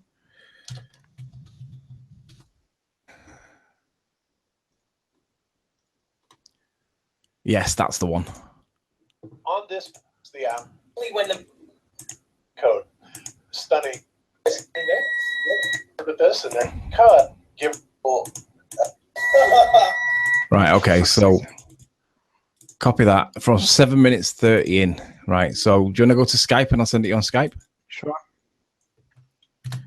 So Globebusters have ran this recently, or at some point. 7 minutes 30 in, and you're listening for the frequency of sound, and you're watching what happens. You're watching how hot the aluminium disc gets, and the fact that it levitates, floats, and there's no strings attached. It's like anti-gravity, and they put weights on it, and to see how strong it would be.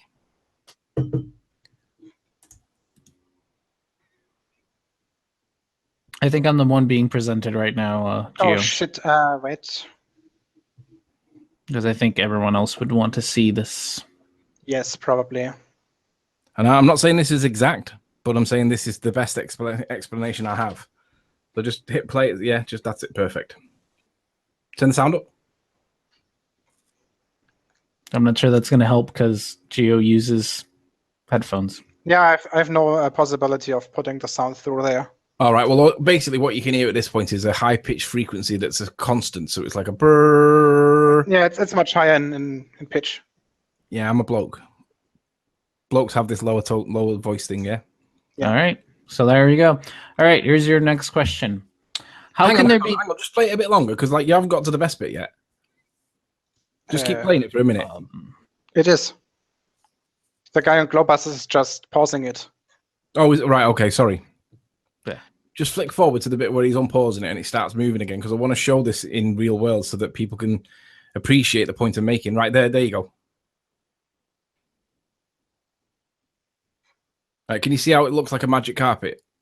And it's like hot, it's levitating all by itself. It now puts a weight on it. So if you imagine that whatever the sun actually is, if it's a physical object, a tangible object, if it has mass, the way we're told it does, this is one explanation for it. Now he's putting water on it and he's showing that there's a lot of energy being created there, which is consistent with what we see. If the sun's a tangible object, it's obviously getting hot, it's bending, it's warping, it's still floating. But I mean, it looks kind of fucking crazy, right? But that's what I think is the sun if it's a tangible object. I actually think it's a focal point of light, but that's my explanation for what I think the sun's doing. Oh, by the way, the lights were lit then, just in case you didn't notice it. Okay. Anyway, next. How can there be daylight in both South America and Australia at the same time on a flat Earth by the 43? Depends on how far away or how close the sun is. It's a proximal relationship. The closer the sun, the less light you get, and it's more focal. The further away it gets, the more light you get spread over a bigger area. You just got to get the right blend of how the altitude and the distance away from the Earth the sun is to match the ground that we live on. And if we know the ground we live on is generally flat, and we can lay the issue we have with flat Earth is that we can't map out the size or the direction of the water. We're all right. We're all right with the land. But if you notice that Flat Earth Asshole recently had a cow with Jaren over the AE map, because when somebody was in Australia, he pointed that the sun was setting and it was south of west, and it should always be north of west. So the AE map must be wrong because blah, blah, blah, blah. Well, Jake's got a fair point. But what Jake fails to realize is that in Australia, there's a real issue with declination. And declination's a thing because you have to adjust for it according to heliocentricity. And the reason why you have to adjust for it is there's a polar South Pole effectively just below New Zealand, which is a complete paradox with the heliocentric model because that's supposed to be the South Pole. But the other alternative explanation is that actually Australia is not where we're told it is, and that's why he's getting it appearing to be south of west, because Australia, as a lot of people rightly point out on the AE map, appears to be further round. It's not in the right geometric position because it's all out by itself, and we can't judge where it is because the oceans around it, there's no GPS in there. We can't tell exactly where they are. We know roughly where they are, but is it accurate? So that for me is the explanation for why. Whatever the question, I've forgotten the question now. But it was, what was the question? Why can you have sunlight at both South America and Australia at the same time? Yeah, it's to do with whatever the height is for the sun, wherever the proximal relationship of the height is to the sun. That would explain that one. I don't know what it is. It appears to be around about 3,000. They say. I think it's a lot closer than that myself. I think it's more like, I don't know, maybe 150, 200 maybe. I don't think that sun's that far away. I think whatever's going on, it's just the reason why you get light in both places is to do with the proximal relationship. If you can find that perfect blend of getting both, That's probably where you're going to get the sun, and it's around. They calculate it with triangulation at 3,300 and something, don't they? Roughly. So that's the answer to that one. Okay. George Mayer asks, why are the rest of the 8 planets globes? Out of focus. You know what happens when you get any object out of focus? It becomes a globe. But they're clearly in focus. I mean, we can zoom in further and see details on their surface. If they were not in focus, you wouldn't be able to do that. Well, we can use the stars with a P900 and see them out of focus, and they're perfect circles. And they almost get in focus, which indicates that they're very close to us. And the fact that you can use a P900 and zoom into Jupiter, which is supposed to be 360 million miles away, but you can get it in focus with a P900? Are you fucking telling me that that's within the range parameters of a camera? I don't think so. Yeah, you just put it on infinity and that's it. Yeah, but you're still getting it in focus when it's supposed to be 360 million miles away. Yes, that is to be expected. It is to be expected. I mean, the further an object is away from the camera, the easier it will be to focus. All right, Alex, do you want to share my screen a sec while I give you an example of a P900 photo from just 30 miles away, and you can tell me about the focal range of it? Yes. Now, bear in mind that Jupiter is meant to be. Hang on. 4 to 6 astronomical units, I think. 360 million miles away it is, according to your model. It's in that folder. So I think it's more. It's about 360, give or take 10. You see my screen? Yes. That's what a P900 can do at 30 miles away. Yes. And that's not even in focus. That's the best I could get it at the time, or the best that me and Ranty could get it at the time. Are you seriously telling me that a P900 can focus in on Jupiter at 360 million miles away, and that's what we can get at 30? Yes. Paradox. Hello. Well, first of all, how big is the angular diameter of Jupiter? $1 million question. How big is the angular diameter of the sun? Depends on how far away it is. On the sun, that's easy. That's about half a degree, the angular diameter. Depends on how far away it is, though, right? Yes, but on every point on the surface of the planet, it's about half a degree. Yeah, but like I said, like the link I sent to you from Good Times for All showed that you can't tell how far away something is because it's an exponential. It's not an exponential size reduction based on distance. It gets to a certain point and it basically doesn't change. Very slow change. So what I'm asking you is the angular size of the sun or Jupiter is based entirely on its distance, but we don't know the distance. Although you accept that we do, I don't accept that we do because it's not what it looks like when you go up to 120,000 miles on, or 120,000 feet on a weather balloon. Do you agree that we can at least resolve? You know that with the P900 we can resolve Saturn's rings, right? You're aware of that. According to Faraday, we can resolve a single candle flame at 32 miles. No, that's not my question. No, but that's what I'm saying. I'm asking specifically. You know that we can resolve Saturn with the P900. Yes, I'm well aware of that, and that's all right. Jupiter is only isn't it? Jupiter is only half the distance and twice the size.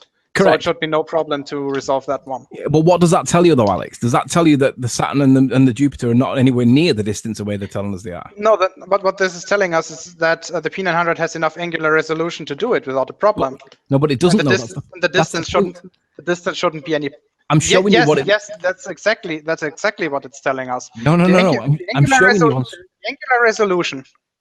I'm showing you on screen what 30 miles looks like, and it don't look like Saturn's that like Saturn's 700 million miles away. Do you know how big Saturn and Jupiter are? Yeah, I believe so. I am aware of the scale size, yes, and I understand your point. But all right. Do you understand that if they are that size, yes, it may work.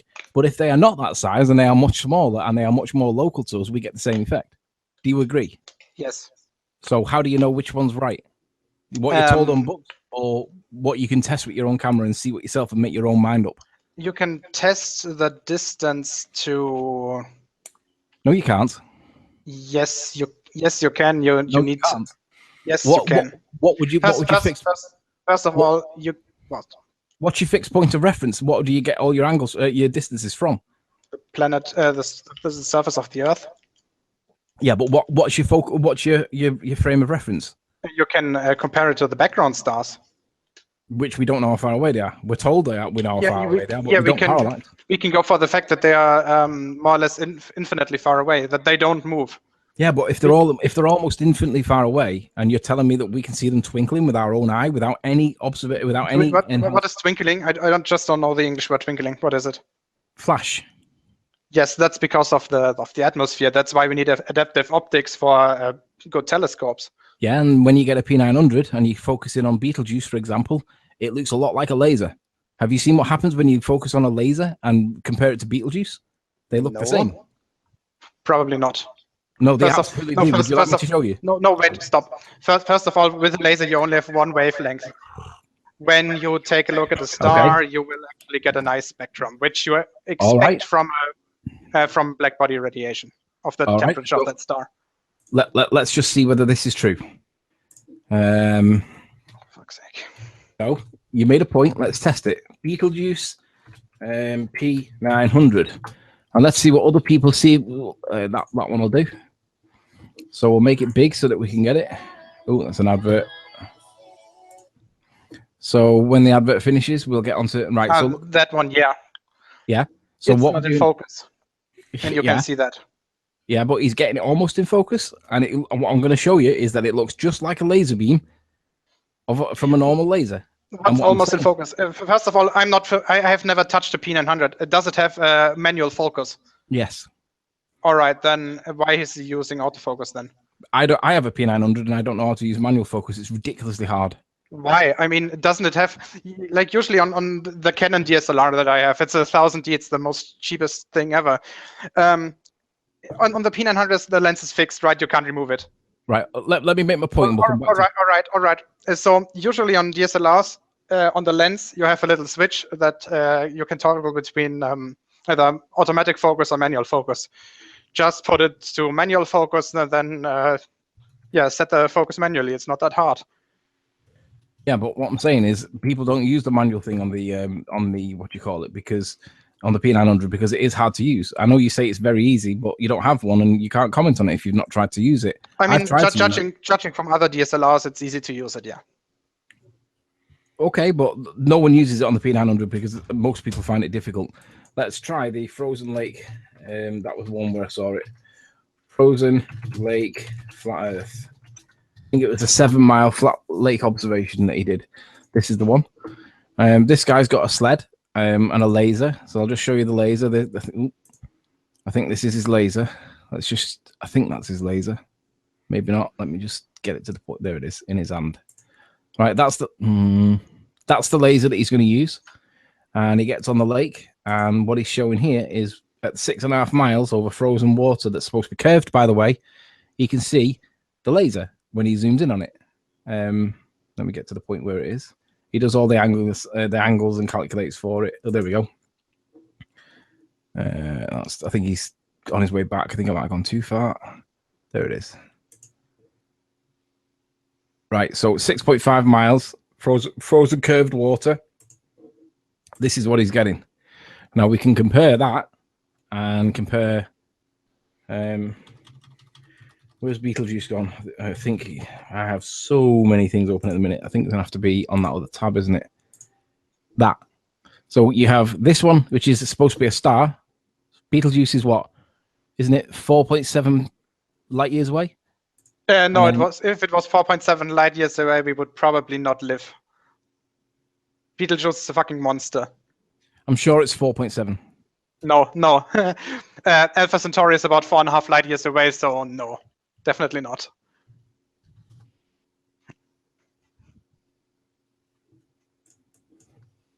Yeah, that's closer. 1,300 light years. 600. Okay. Yeah, whatever. I must be thinking about the other one. What's the other one that's next to Betelgeuse? The one that's next to Betelgeuse. You mean also in Orion? Sirius, isn't it? Sirius is, first of all, it's not in Orion. It's in, yeah. Sirius is quite close. It's 7 that's the one. That's the one I was thinking of. All right. So anyway, my point is the Betelgeuse. If you look at Betelgeuse through a P900 and you look at a laser through the P900, they both kind of look similar. And when you watch if not focused correctly. Yeah, I agree. They're not focused, but they flicker. They twinkle like stars. So it appears. Yes, that's because we are in an atmosphere. Yes, but the point is they look like stars. So yes, you say that, but when I'm looking at them and I'm seeing a Beetlejuice twinkling and I'm seeing a laser and it's doing the same thing, there's better images. I can show you something else. I don't know whether I'll find it like ad hoc, but he does it. There's one where he actually gets it and it's dancing exactly like when we see the likes of the North Star, because you can do this. All right, so atmosphere is this thing. Go on. What's your next point? Well, I was just addressing the point that was asked. All right, so. All right, so we're gonna move on to your next question. Yeah, probably. So, Normal Gamer asks you, how can any location observe the sun rise directly east and set west on the equinox on a flat Earth? We did this with Kara, and she showed that it didn't even do that on her model. She made the exact same claim. She went to to Stellarium, and she claimed that it rose due east at any point on the Earth at the equinox. And when she modeled it on Stellarium in her own video, it didn't rise due east. So that claim is just not true. It doesn't happen. Yeah, you think that happens because that's what you're told, but in real world, that does not happen. You can test this. It just doesn't happen the way that you believe it does, which is why Flat Earth Asshole kicked off with Jeren, because that set, all right, it wasn't on the, I don't think it was on the equinox, but it doesn't set right. It doesn't rise due east and it doesn't set due west everywhere on the Earth. I know that that's the mantra, but that's not what really happens.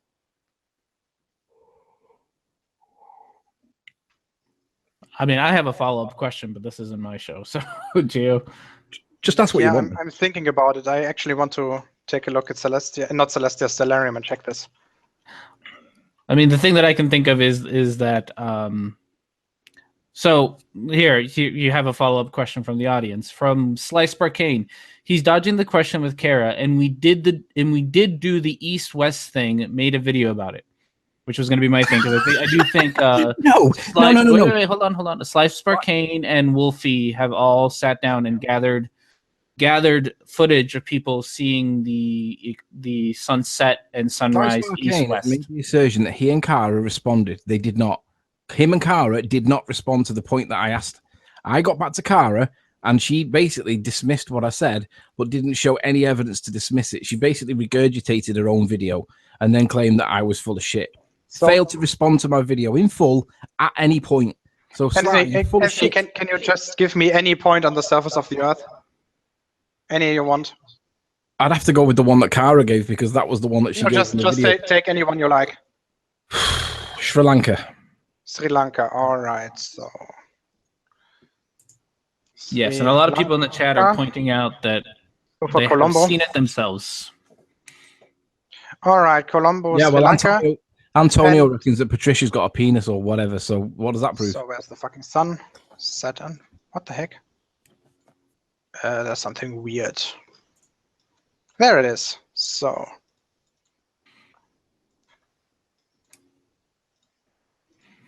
Sly stepped out of this conversation with the Kara thing. I know. So as you can see, Sri Lanka, 21st of September, pretty much due west. See that? Yeah, but hang on, stop. That's not due west, is it? A couple of degrees out there, mate. No. It's not due west. Coordinate grid, 270. That's 2/3 of a degree. It's not due west, though, is it? And on that model, it's supposed to be. So it's not right. So well, the question was wait. The question wasn't about the globe Earth. The question was, how can this happen on a flat Earth? So even if you take a couple of, it's off by a quarter of a degree or whatever. How does this happen? How does this occur? How does this phenomenon occur on a flat Earth? All right, just keep that screen open there, Gio, just because there happens to be a circle on. If as any, wait, I should maybe disable the atmosphere. Oh yeah, because Bendy Light might make it move back to W, right? Jeren has explained this in full on his channel and on Globebusters numerous times. So I'm going to take it from the point that nobody's seen this on the Ball Earth side. So I'm going to take it from the point that you're all not realizing what the explanation is. On the flat Earth model, if the sun is traveling around in circles on the AE map, what happens is every time that sun or the moon moves around in a circle, you have to replot what is due east or due west, because it's not a straight line. every time you move, you have to replot that position, because if you don't replot that position, you start heading south. That's the reason why. That's how it would work on the flat Earth model.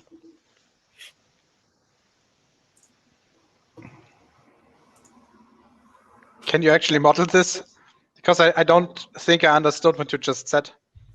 Well, it's better if I show you Jaren's explanation of it, because he did it in detail on his channel, and he did it with animations to show you his point rather than me trying to explain it.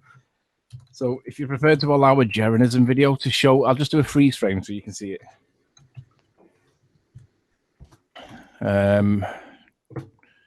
Jeranism.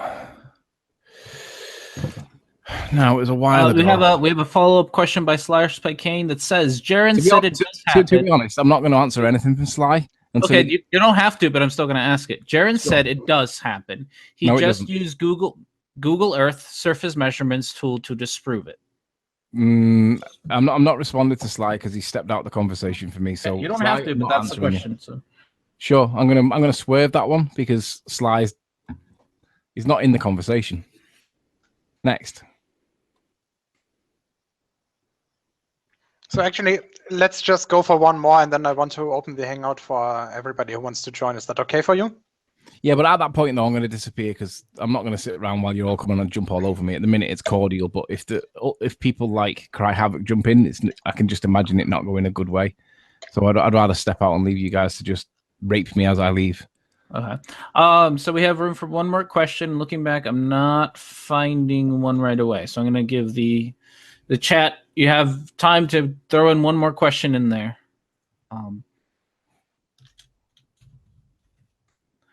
Here we go. Well, I'm not sure that's supposed to be. Please ask my question. Jeffrey, copy your question again because it gets all lost in the chat because there's a lot going on in the chat. So we're going to have a question from Jeffrey here as soon as he gets it typed in for me again. Right, I think I found. Oh, it's no, that's a 3-hour-long hangout. I'm looking for his particular video where he actually addressed. There we go. Oh, okay, here we go. Here's your last question, sir. I found the answer why it's not settling directly due west. Don't tell me refraction. Yes, no, because the equinox is actually just one single point in time. That is not as long as an entire day. So the sunset on one part of the planet is a little bit like half a day after the equinox. So that debunks your own claim that it rises in the east and sets in the west on the equinox then? No, it actually doesn't, because when you are on a position during the actual equinox, you realize the equinox is just a point in time, right? So if you're then at a point where there's currently sunrise, or when you're on the position where it's currently sunset, in that exact point, it will be exactly west or east. Well, so your model says. The rest is just variation because of the few hours that pass between the actual equinox and the sun setting or rising at the particular spot where you are. All right. Well, if that's what you accept to be true, then fine. But I don't accept that at all. I mean, I just measured it. I just checked it with. Yeah, you didn't really measure anything because you'd have to go out on the equinox and do it, and that's it doesn't do. No, I mean, I just checked it with Celestia. Oh, right, because Celestia is the truth, is it? It's accurate enough to use it for making predictions. Celestia. It is a CGI model after all, Anthony. Yeah, I accept it's a model, but does it do what it actually does in the real world? That's the question. I mean, you just pointing out. Yes, I mean, you already accepted it when you said that it was good enough to prove heliocentricity for the solar eclipse. No, I modeled your model on the... No. I remember before the solar eclipse, you asked me to model this entire stuff in Celestia. It's something to work with. No, because you wanted to find out where it's most likely that you could see the solar eclipse in Great Britain. Yeah. And I checked various positions. The Isle of Man, I checked Blackpool, and I think I checked somewhere in Wales, Holyhead or something. Yeah, we're testing the model, right? That's we're not using it as evidence. We're testing the model. There's a difference between relying on it as proof. But you accepted that we could use it to make predictions. Yes, because we're testing your model at the time. Yeah, that's the same thing that I'm doing right now. No, it's not, because you're using your model to prove a point. That's different. We're testing the model. No. It's different to proving a point with your model. Okay, so last question before we switch over to an open hangout from Jeffrey Pinion. If the moon blocks the source of the light to the sun during a total eclipse, why doesn't the whole Earth have a darkened sun? Again, it's proximity. If the sun is close, then it's only going to be local, which is exactly what we observe. If the sun was really, really, really, really, really far away and it passed behind it and it was receiving its light, then that's exactly what would happen. But you already said that the sun is some sort of projection that is projected on a canvas or anything. No, so I said it was a concentration of focal of light. Yes. Yeah. But when there's something, so you have this light source which is somewhere behind the sun, right? It appears so. Yeah, I do have more evidence of the light source. But when the moon is now moving between that light source and that canvas or that, this thing on which the sun is projected onto, then the shape of the sun, the part of the sun that is blocked, will be identical everywhere. No, if the sun's close, it won't. No. Otherwise, you would have to claim that the sun that you're looking at is different from every point of the planet. It would be different projections. But we can demonstrate that that's exactly the case. Would you like me to show you how the sun that we look at is, even in North America, across North America, we can show that the sun is different? What do you mean by different? There's a parallax on the sun that I can demonstrate right now that proves that the sun is close. A parallax. Right. Okay. Share my screen. Okay, all right. Let's do this. That's the last one for today. I think that's fair. So I want. You should still be able to see my screen, shouldn't you? I'm screen sharing and presenting. It says. Yeah. All right. All right. So let me just pull up a tab. Make that full screen. Right. So this is the reason why I removed my original channel. When I was in Sun and Moon Group, we put an advert out asking people to go and point their cameras at the solar eclipse, and we collected a lot of information from a lot of people all over North America, predominantly. And this is the collaboration from people that were in Flat Earth at the time with P900s, trying to see if we could try and establish whether or not there was a moon there. This is running side by side with my thing with you on the Flat Earth, on the Ball Earth side, to do with the shadow. You know, the transit part. If it matched. This is what I was doing at the same time, but on the Flat Earth side. And what we were able to observe is on all of these images of the sun, the ones that where the camera was lined up specifically to be able to take the sunspots. For example, the sunspots on this particular one are in this location. If the sun is as far away as what you guys say, on every single sun picture, these should be in exactly the same place, facing the same way, with no variation whatsoever. No. Yes. First of all, you can't. That same position thing would only be the case if they were taking at the exact same time, because the sun is also rotating. That's one thing. Second of all. Well, hang on. Do you realize that the sun rotates the same way that the moon does? So, like in it basically Catherine wheels across the sky the exact same way that the moon does. I don't know the rotational speed of the sun. No. But I know I think it's differentiated. It's rotating faster at the equator than it's rotating at the poles. And what does that indicate that might be the cause for that? That might indicate that it's not a solid object, but a gas ball. Yeah, but in terms of proximity distance away from the Earth. It doesn't say anything. Yeah, it does. A ball can rotate whether or not it's far away from you. Yeah, but if it speeds up at the equator and slows down as it goes past the equator, what does that tell you? No, I mean the equator of the sun itself. Oh, sorry. Okay, re-ask the question then. I misunderstood what you meant then. So yeah, what I'm saying is, when you actually look at how fast the sunspots move on the surface of the sun, right? They come into your field of view on one side, and then they traverse the sun, and then they end up on the other side. No, that's not true. That's not how they work. Yes. Oh, no, they don't. That is so true. No, they don't. They start on the outside of the sun and they move around into the middle like a water going down a sink, and then they come back out. No. Yeah, they do, and then they come back out. No. Take any. Just go with YouTube at any point and just Google in search for sunspot time lapse. That'll do. Okay, well, I'll do that in a sec. Let me finish the point that I'm on, and we'll come back to that. Okay. So, well, if you don't know about sunspots, maybe not talk about them until you've actually done that. Well, we'll come back to them and then we'll see if I'm right or wrong. Okay. You're definitely wrong. Okay. Well, let's see that. We'll come back to it in a sec. Let me make this point first. If the sun's 93 million miles away, these should not move at all because North America is not going to be enough around the curve for this to make any difference. In fact, anywhere pointing the sun, you should not get any difference because these are going to be exactly the same when they're 93 million miles away because of proximity. It's further away. It isn't going to change anything. If taken at the same time, yes. If taken not at the same time, no, because the sun is actually rotating, so these guys will go out of view. So if I get one that's like similar in terms of the transition there, would you accept that that's close enough for it to not be any different? Wouldn't make any difference in terms of the amount of the bite out of the apple. If I get one that's similar. What do you mean by similar again?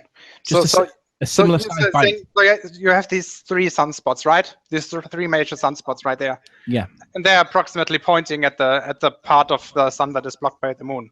Yeah. So if I get another one, say that's like that one, for instance. Now that one, they're not in the same place. If you gift the 2 and overlay the same, you'll see that they're not the same. Can you actually do this? Just do it?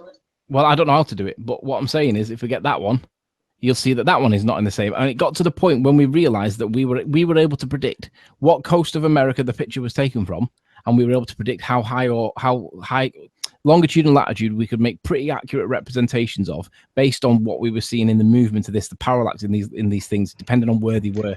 Now, let me show you some more examples before you interrupt. I might actually agree that you might determine that based on the position, or you might determine the position based on the photograph of the observer, but that's more the case because the actual phases of the solar eclipse will happen at different times for different people at different positions.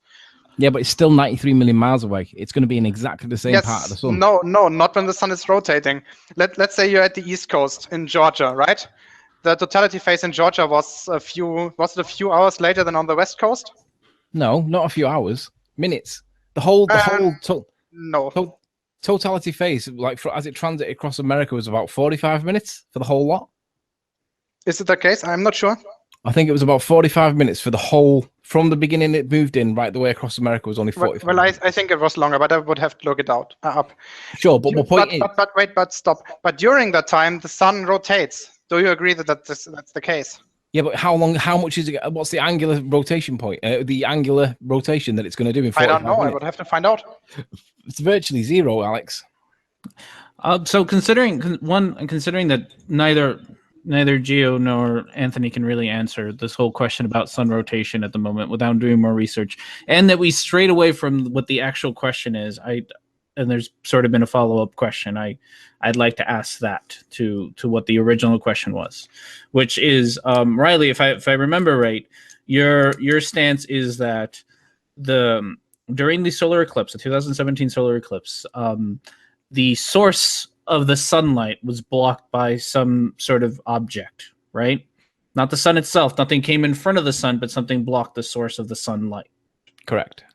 Okay, so then if that is the case, then how come it didn't do that for the entire flat Earth plane? Because of the sun's close. It's the same answer. You guys are stuck in the mantra that the sun is far away, and I agree with you. If the sun was far away, it wouldn't do what you said it would do. It wouldn't be for everybody. It would block out for everybody. I agree with you, but I don't believe the sun's 93 million miles away. Before you continue, so the sun's rotation, the time it takes for the sun to rotate is about 27 days. So that's definitely not the cause. Are you agreeing with me or disagreeing with me? I agree that the point I made was probably wrong.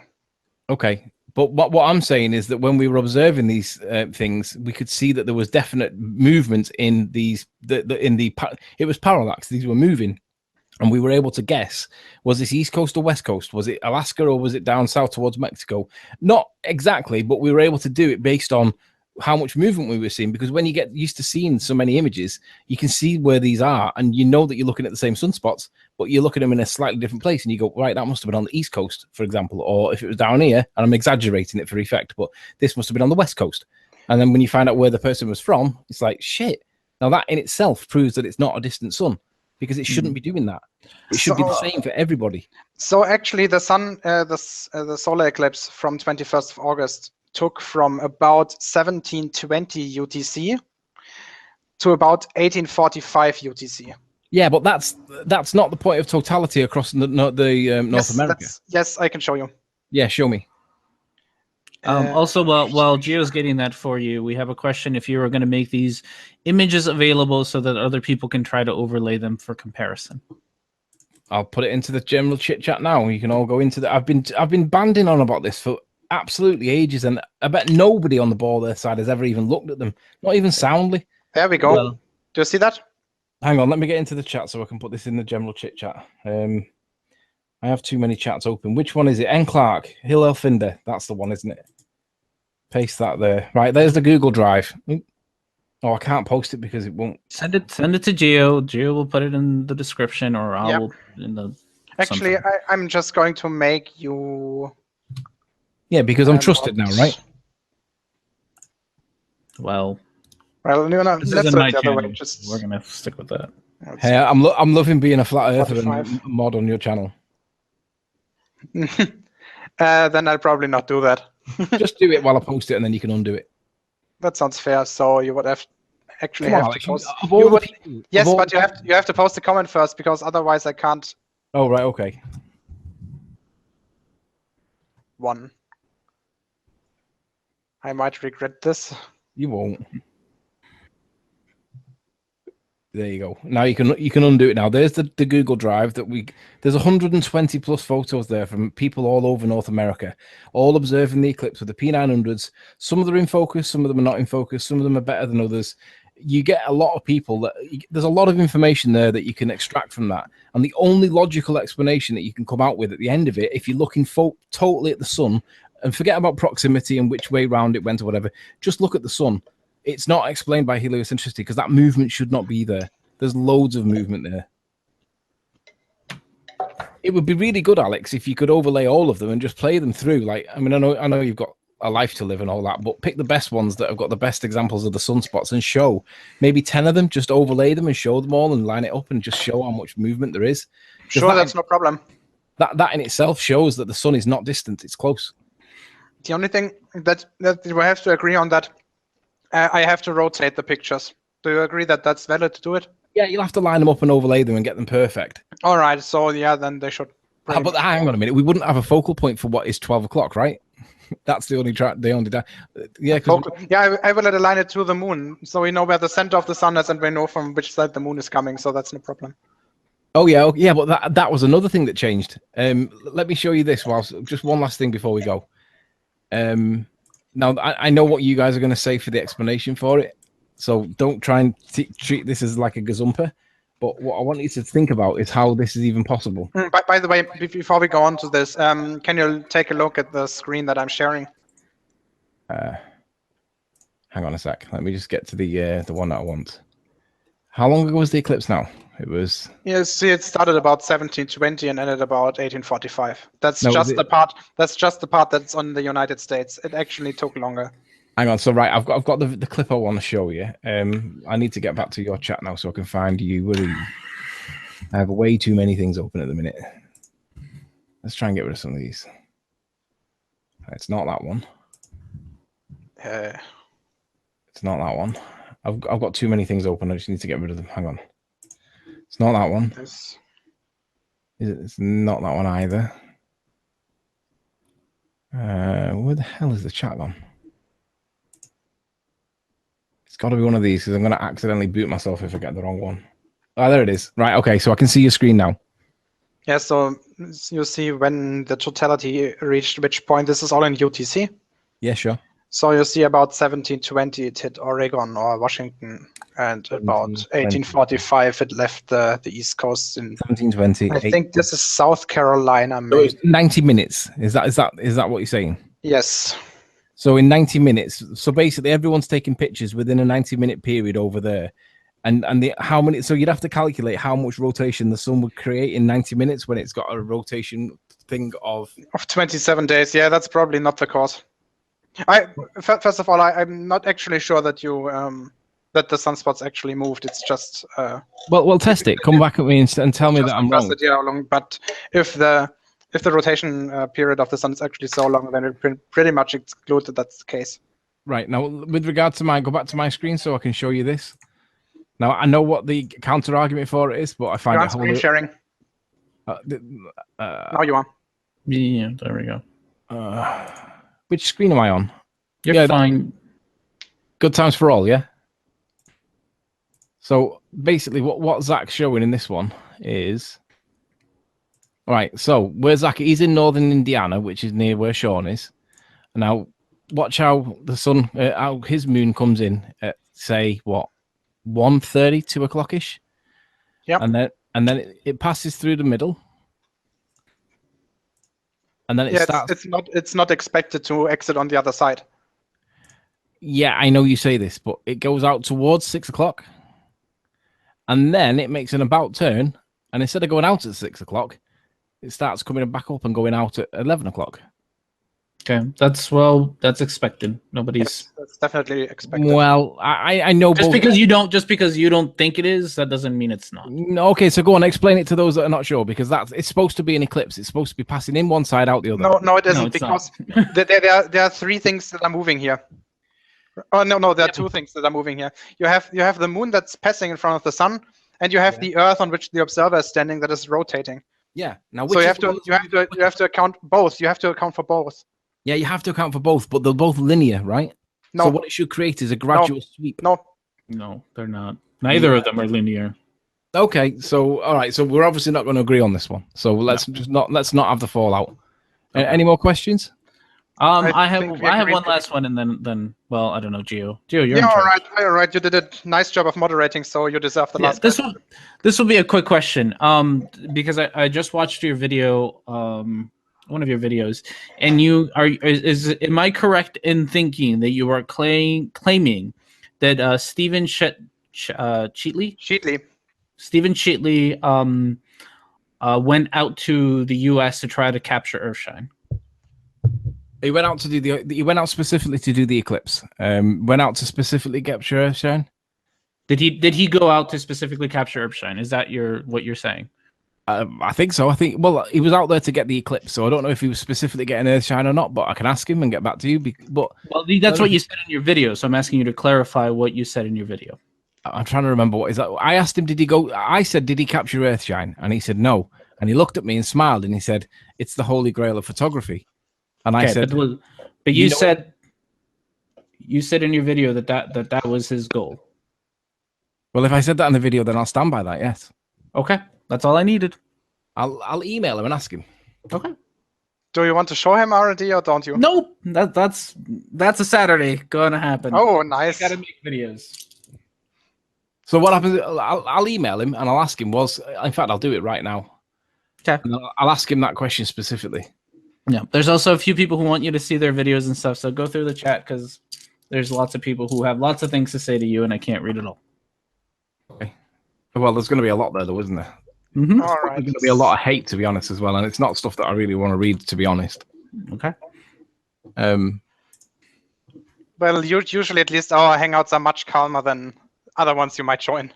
You know, some flat earthers are worse than ball earthers at the minute. Flat Earth, do you know, it's fucking ridiculous. Right, just as out of interest, Gio, and the guy that's with you, Rhetoric&Discourse, do either of you two think that in any way Patricia could be or looks like a man? I have no interest in. I have no idea who she even is. You fucking get off the fence, you two. No, I don't care. I don't really care much for flat Earth drama. You all drama yourself up, whatever you want. It's fucking ridiculous. In general, let's just say that the appearance of somebody is irrelevant to the point they are making. Exactly. Yeah. That's exactly the point I was making. And yet they accept Antonio's word for it as the gospel truth because it's the word of man. And I'm like, are you fucking kidding me? It's ridiculous. It's absolutely ridiculous. I would rather come into a ball earther chat like this, and it's reasonably cordial. Even when people like Sean are in and it becomes ad hominem, it's still better than the bullshit that I've been putting up with these fucking retards that accept shitty evidence as truth and the word of a man. What? It's fucking stupid. The fucking idiots. Flat earthers, I can understand why you guys get pissed off with some flat earthers. I totally get it because I see it all the time myself. Do you remember, without criticizing, well, actually with criticizing anybody, do you remember when you and Ranty were on Globebusters? Me and Ranty were on Globebusters? I think so, yeah. I don't think I've ever been on Globebusters, but go on, what was the issue? Well, at least Ranty was. I'm not sure if you were in there. Well, practically as soon as so they were talking about some footage that I think Soundly made. Yeah, it was with Soundly, sure. And practically as soon as you say that you can explain, you get banned instantly. And this was, I think it was Randy personally who did it. Sorry, I didn't get what you put. Just say that again. But so Globebusters were talking about some Soundly footage, right? Yeah. And they actually invited him to defend his stuff. Yeah, the time when he went on with Bob, I remember. Yes, exactly. And what happened was Soundly wasn't on at that point. At that point, he wasn't online, so he didn't see the chat. So I offered them to link the stuff to Soundly, and if Soundly wouldn't come on, because I knew what Soundly was talking about, I could do the same thing, and I almost instantly got banned. And that's something that doesn't happen in, as you say, ball earther channels. We don't usually ban somebody. Are you fucking kidding me? No. I think you've got a total distorted perception of what you claim to be ball earther channels. Have you been in Earth discussions recently? In Earth discussions, no.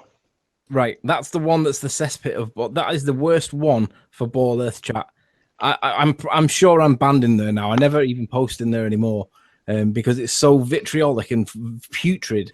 The people in there are a disgrace to ball earthers in exactly the same way that people that take the word of Antonio for Patricia being a bird, a bloke, is true, because they're both at the bottom end of the barrel.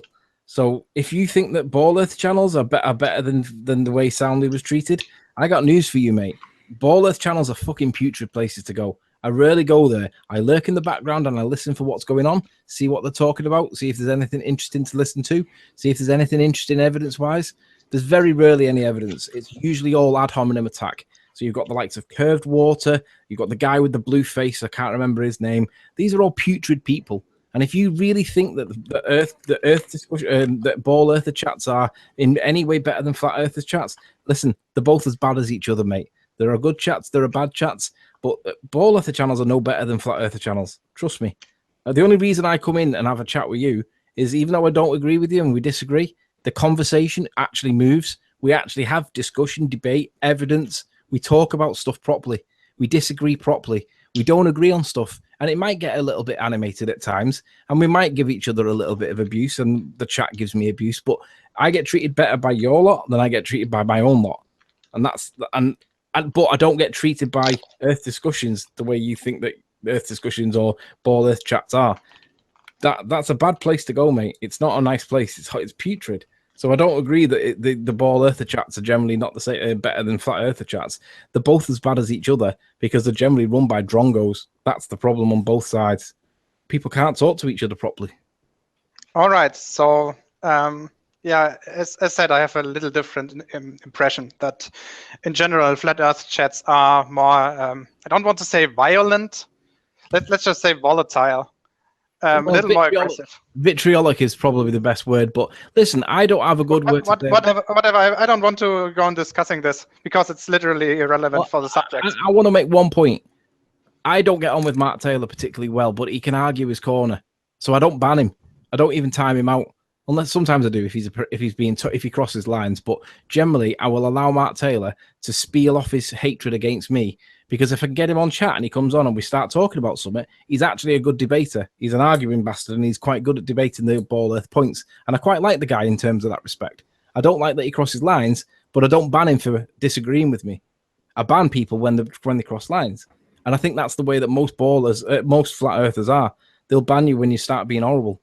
So I think it works both ways. I think that ballers can be as bad as flat earthers, but I also accept that flat earthers at the moment are just fucked. And anyway, on that point, guys, I'm going to step out because it's I'm going to let you all bash me while I'm gone. So thank you very much, Gio. And yeah, no problem. You know that Discourse, pleasure. Thanks for your time. If you want to discuss anything on my channel, you're always invited. Sure, but try and do that Blender thing because yeah, sure. I'll try. All right, laters, guys. Bye. Later. All right, so this took a little longer than expected. 2 hours and 10 minutes. So I think you should invite Sly and Curbed because they've just been called putrid. Definitely. So actually, first of all, I'm gonna stop That screen is, sharing. I don't know how you do this. It's very difficult to be nice. That kind of hurt. The trick is to switch off. I can somehow switch off. Like let's say like half of my actual debating capacity, because it's like talking. I mean, Anthony is. I don't think he's stupid or anything. He's just, first of all, diluted, and he has too much confidence in what he's actually saying. Mm-hmm. And the way is to go in very small steps, and that I seem to be able to do this quite nicely. All right, so Sly. Sly says he'd be here in a sec. He's gonna have to walk his dog. You have Booleanator ask if he could join. All right, start with Booleanator. I don't. Besides Sound being in my here. chats, I don't really know. Sly. Like Curved Water. I think right. He discurbed. So Curved's a good guy for the most part. Curved Water. I don't have you in Google Hangouts, Curved Water. I'll send you an invite via YouTube. You know, since you're called putrid and Does Curved Water have a YouTube channel?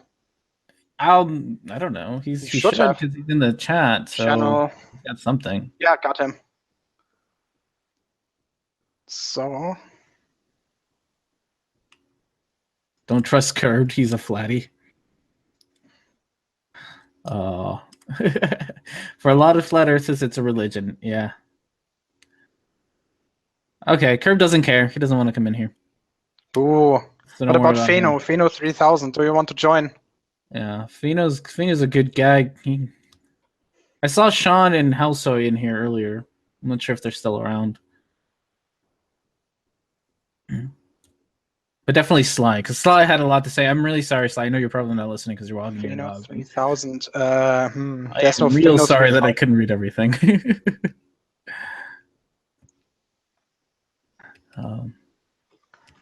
So Tautseti is invited if he was here. Miles Davis also seems to be listening, so maybe Miles Davis can clear up how he got Earthshine or faked Earthshine.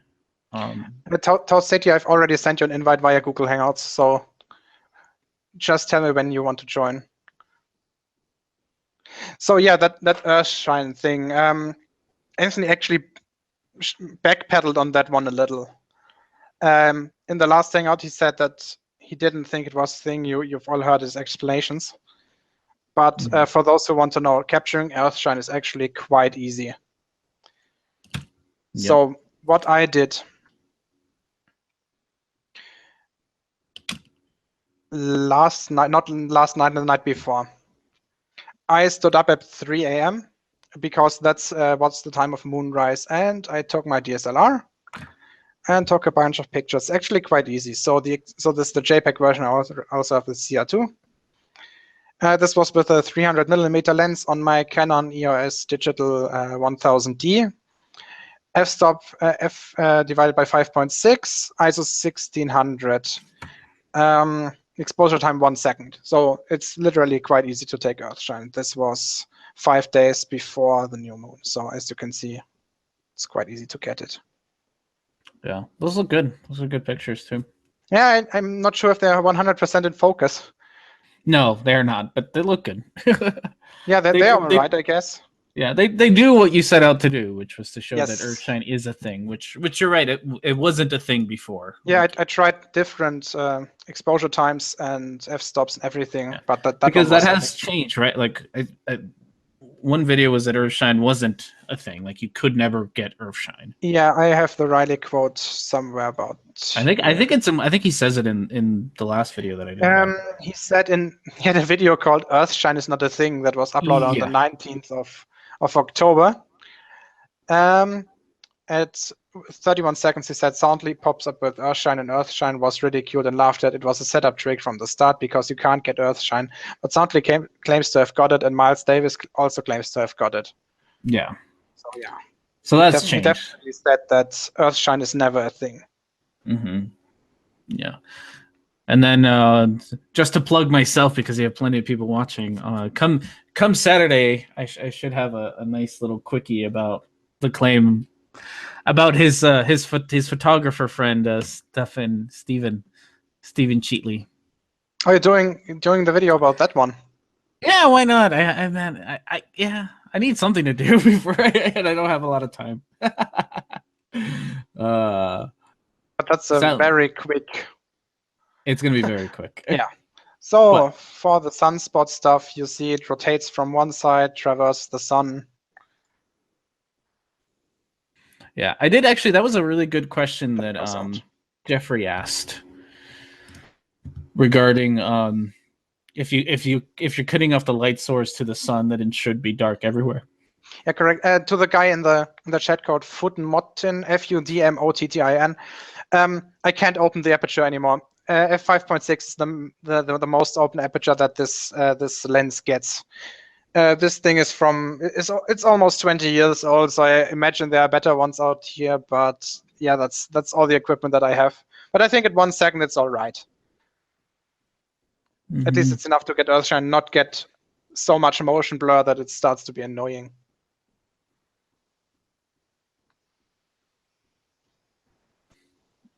Sorry, guys. Mrs. Davian is sitting next to me in bed, and she wouldn't like to listen to me talking a lot. All right, so no Miles Davis. Oh, that's too bad. That would have been nice. So what do you think? Do you think I missed an important point, or was it all right?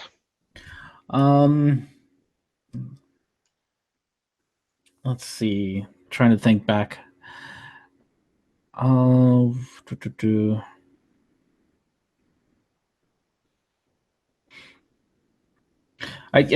think it's worth hammering to him. Rhetoric&Discourse, you have an adapter to a scale telescope for your camera. That's a Geo question, not a me question. No, this is literally just a DSLR with a high zoom lens. Actually, I have a picture of it. You got a picture? Yes, I photographed my setup. Miles Davis says he's never captured Earthshine. He got photos from photographers and astronomers who had captured it. This is the setup that I use. So it's just a DSLR with a zoom lens on it. That's it. Oh. So that's actually pretty. Thanks for clearing that out, Miles Davis, because Anthony Riley keeps claiming that you say you caught it. That you got Earthshine yourself, so that's fine. Yeah, from what I've read, well, I mean, you captured it. So now the goalpost has been moved to capturing Earthshine during the new moon. During a new moon. That's gotta be harder though, right? Yeah. So in the 2 days. So we all agree that it's annoying to capture Earthshine just before sundown because it's early as fuck and everybody wants to sleep. So the 2 days that are interesting for that kind of tests are, in this case, Saturday evening and Sunday evening. So Anthony has claimed that in that 2 to 3 day period around new moon, the moon shouldn't be visible at all. So what I will be trying to do is get a picture of the moon with Earthshine shortly after sundown. So the sun and the moon at Saturday are only a little less than 5 degrees apart, so that will be hard to do because there's just too much glare from the sun. I was gonna say they're gonna be like right next to each other. Yes, agreed. So I don't want to risk pointing my DSLR directly at the sun, right? Mm-hmm. So I just don't want to do it. Having a solar filter on would destroy the measurement because it wouldn't see the moon whatsoever. And yeah, so the perfect time is when the moon is just above the horizon. So you don't want the sun to be over the horizon. So on Saturday that will be hard, and on Sunday it will be a little easier. There's a time frame of about 30 minutes between sundown and moon down, where I'll actually try to attempt this. Yeah. Under the condition that we actually get good weather. I've only seen the sun for like 30 minutes in the last 3 or 4 weeks. So yeah, German November weather, annoying shit. Where do you think if you do manage to, where do you think the goalposts will get moved to next? Oh, that's a good question. I mean, something that he's saying that he's not really interested in Earthshine itself. He's just interested in seeing the moon itself. So when we actually might successfully capture Earthshine on the day of the new moon after sundown, well, as said, it's hard to do. I think the next goalpost shifting he will do is that he wants to see an occultation of a star in that time frame. That's what I think that might happen. Now, I think I asked you earlier, do you think that he will or not? Will he accept the new moon blocking stars? Would he accept that as evidence? Yes, I think he would. Okay. If someone actually somewhere close enough. Yeah, and I think we already have somebody. Shortly before I started my stream, Rhetoric&Discourse. I'm so sorry to mix you guys up. I know. Everybody does. It's okay. Red's Rhetoric had a live stream, and in that live stream, in the side chat, there was a guy called Astronomy Live. And I asked him whether he could do it. And he said, yeah, it's theoretically possible, but there are just no bright stars that are available for an occultation until December. Mm-hmm. So next month, maybe we can see something like this. I'll definitely keep contact to him and see if this is possible to do. Yeah, because I would love to see that, and that would be pretty awesome. Yeah, and I think that's something that Riley can't deny happens. Well. Yeah. I know this is a bold claim to make, but the only reason that I'm making that claim is I can't imagine from that point any more goalpost shifting. He will say that I wanted to make this joke the entire time. Of course, Anthony Riley's a professional goalpost shifter. He owns a truck moving company. Yeah, I did like I like how much he avoided or kind of pushed his explanation of the equinox onto Jism. I thought that was great. Okay, you guys ready for this? Hey, yes. Sly, what's up? What's going on? I got to be a little bit quiet and I got to be a little bit quick because, well, yeah, Gail, du weißt wie viel es ist. And what do you call it? Yeah. It's what do you call it? It's 10 minutes to midnight here. For fuck's sake, that was a short night. I was being patient, man. I really was. But yeah. Okay, first things first. Number one, his little rant about Kara. Okay, let's clear this up real quick because it's hard to find now. I think is he had a hangout which I joined to discuss something about the planisphere, and he made a video or he sat there and bitched and complained about the fact, or actually he declared victory over Kara because somebody else made a video that he believed debunked it, but he himself could not explain the material. I think I got the video right here. I'm sure you do. And what do you call it? And and plus the Kara thing had nothing to do with what I had brought up. He just decided to go off on his little rant about Kara. But nevertheless, so that was that. Second thing is I thought it was pretty arrogant of him to produce a Blender video or a Blender image, excuse me, which was done in 3D with a single point of light with a glare emitting object, which is the only way you can get the image that he created or that was created. Excuse me, he didn't do it because you would not get a sharp shadow from the moon passing in front of the sun because of just the simple fact of umbra and penumbra. You will not get a sharp shadow off the edges like that. What they did was they had an object that was representing the sun, which was actually has it's a plug-in. It's called a glare, or it's a property. It's called a glare, which makes something look, makes it look bright. And then a single lighted object with volumetric light coming off of it originating from one point, meaning that it's going to cast a sharp shadow. No sharp shadow will be cast by the sun, ever, especially not more than a foot away from it, because it has a 0.54 degree divergence due to umbra and penumbra. So they were using a single light source with an infinitely small diameter. Correct. All right. And I mean, because that is the only way that you can get that image. Now, the blurriness around the edges of it is something that's called glare. It's a light property that you can put on an object just so it can look like it's bright and blurry. I mean, it's just a visual thing, and but you won't get a sharp shadow off of that. You just won't. So, and I thought it was pretty arrogant of him to have you, or just put the claim out there in general, to say that the only way it could be debunked is with the only way his 3D image can be debunked is with a physical experiment. I thought that was pretty fucking arrogant. What do you call it? Because that's what do we like to call that? A double standard, and a mighty one at that. And then I downloaded the entire thing here. Hold on a second here. Let me go ahead and screen share. Bam, like that. Share. If you could put that up for me, Gio. Yeah, sure. Okay, so I downloaded that whole drive.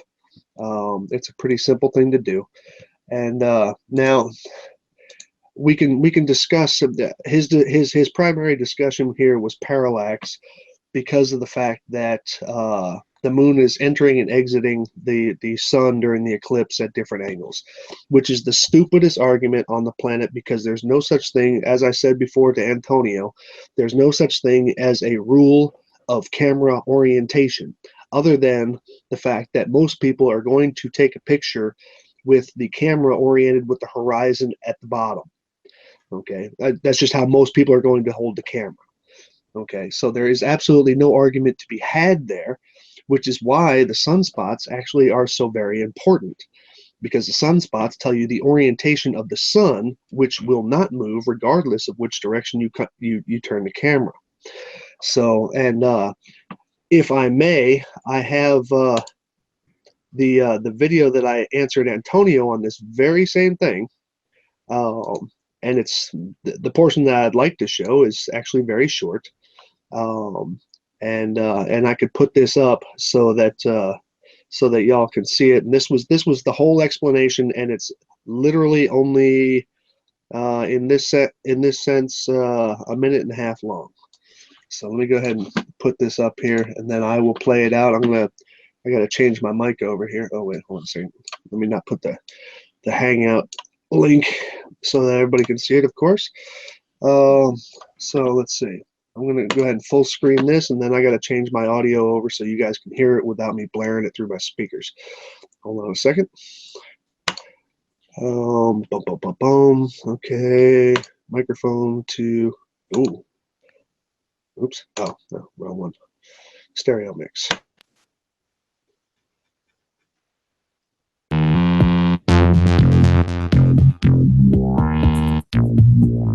The first problem was Antonio's inability to comprehend the Eclipse graphics on timeanddate.com, so therefore he claims it is a lie. The data provided in the graphic is the key to understanding it. I tried to help Antonio with this, but he didn't listen. The data in the graphic is telling you the direction of the sun for the observer from the point of observation. The graphic itself is representing a standard view of the sun-moon position relationship as if it were being viewed with the bottom of the frame towards the horizon, as would be the case with a person standing upright viewing the eclipse. For example, these aircraft videos I shot appear to show the planes rotating as they fly overhead, but in reality they are flying straight, and the rotation is the result of my turning the camera to keep line of sight with the plane. The timeanddate.com graphic is the same thing. I need only to correct the rotation of the graphic using the angle stated in the graphic, and then it works just fine. Oh my God. Second part. Live coverage of the eclipse from various locations seems to display conflicting observations. This is an ignorant claim because there is no such thing as a law of camera orientation. In order to determine the actual orientation of the sun-moon relationship, you would need a common point of reference, which normally might not exist when filming the sun. But if you look closely at the particular feeds, you actually have an orientation point, namely the clear and present sunspot. A quick search online for daily sunspot images reveals that there was one sunspot on the sun during the day of the eclipse, and it is off-center. This off-center location makes it easy to determine the camera's orientation. This revealing the orientation of the sun and the position of the moon at each location to be exactly where it was supposed to be at the times filmed. Some views did not record the sunspot due to focal or exposure settings. This covers both points of your bet.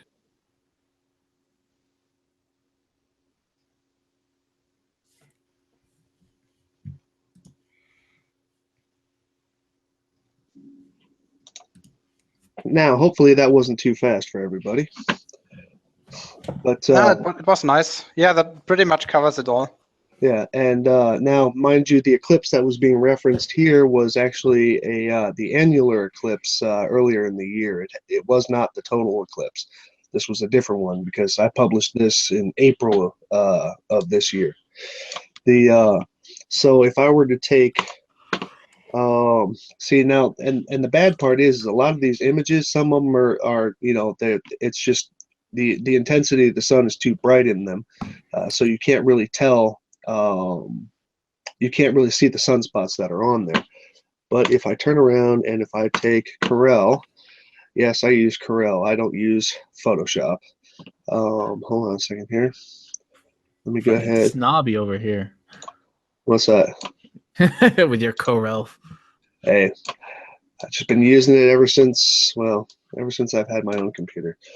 So let's let me see, which ones do we have here? Okay, no, I need ones with things in it. Okay, that one's got some in it. That is, okay, that picture is dscn1181.jpg. Okay, and then let's take one that looks like it was taken from a different camera. That one doesn't really, that has the two side ones in it. So yeah, I guess we can do that. Okay, this is, oops, sorry. This is dscn1213.jpg. Now what I'm going to do is I'm just going to take this. Now the claim that's being made is that, you know, that the sun shouldn't have gone, you know, the moon shouldn't have gone like this or whatever.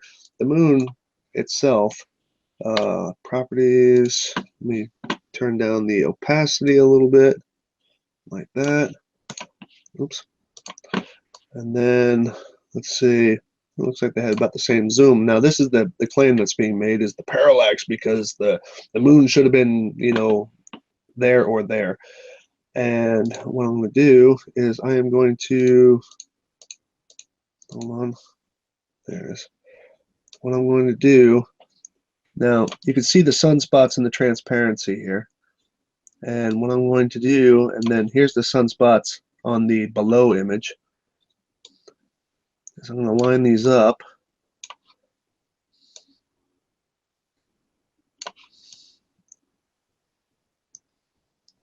That's pretty damn close, let's just say it that way. And so the moon on both of these images, presumably from two different people, which I'm not going to argue because people can, there's billions of pictures of this damn eclipse, so these could be from two different people. I'm not aware. The moon is coming through in the direction that it's supposed to be.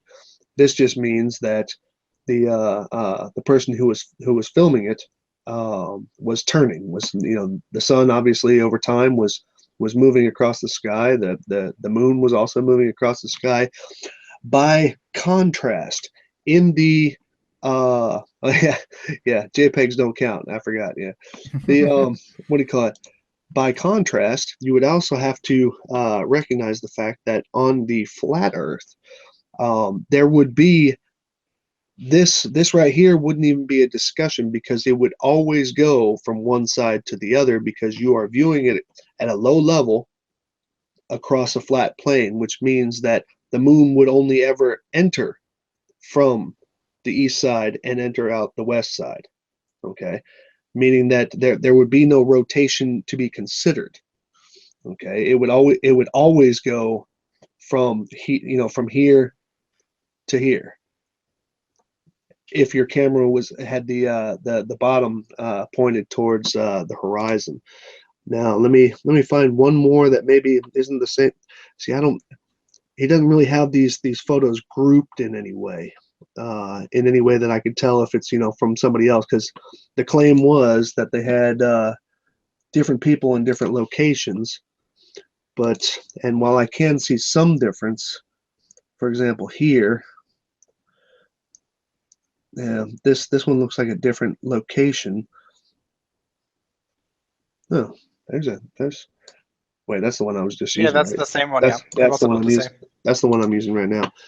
But given all the images that he has here, it really it doesn't look like the differences between the cameras are also a difference in the photo quality. Not quality meaning bad quality, but quality meaning that, you know, some of them are glared out, some of them have a good sun filter and are very good focus to even see the sunspots at all. This is probably from that same camera. Oh wait, actually, you know what I can do?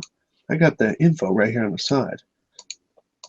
Okay, well, these are all taken from a Nikon Coolpix 900 P900. Okay, so, well, didn't he say that these were all people who were taking these with 900s? I think he did, yes. Okay, so that wouldn't be an issue. And there's no Flat really, Earth approved. yeah, there's no real way to, you can see the different ISO ratings, but you can't really tell if it was, you know, this was this guy's camera, this was that guy's camera. It's a little weird that the P900 doesn't have a raw output. I don't know if it does. That's not even my field. I don't know. Let's see. Yeah, the only way I would be able to know would be wild differences in times, given time zones, and that's even saying that people had their cameras set to the same or to their local time. Some people don't even set that. Yeah, so I don't really even see a way to tell if these are different or not from different cameras. I mean, so I can't even make that justification. But nevertheless, saying that this is going to be something, I mean, here's that that image straight up, okay, with the horizon, whereas this one's coming in from the top. But when you align it to the actual sunspots, which is something that I was just tickled about when I found out that there was going to be sunspots on the day of the eclipse. It was going to make it easy to disprove silly claims like this. Let me get one more in there for good measure. We'll go ahead and get this guy in here. This is DSCN 1199. This looks like it's kind of in the middle of those two other shots. Go ahead and turn it down a little bit, just enough so I can see the sunspots on the underlying image. Let's get it bigger.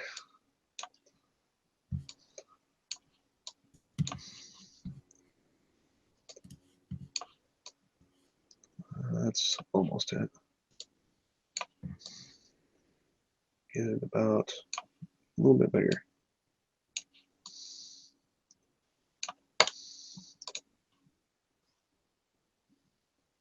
Come on.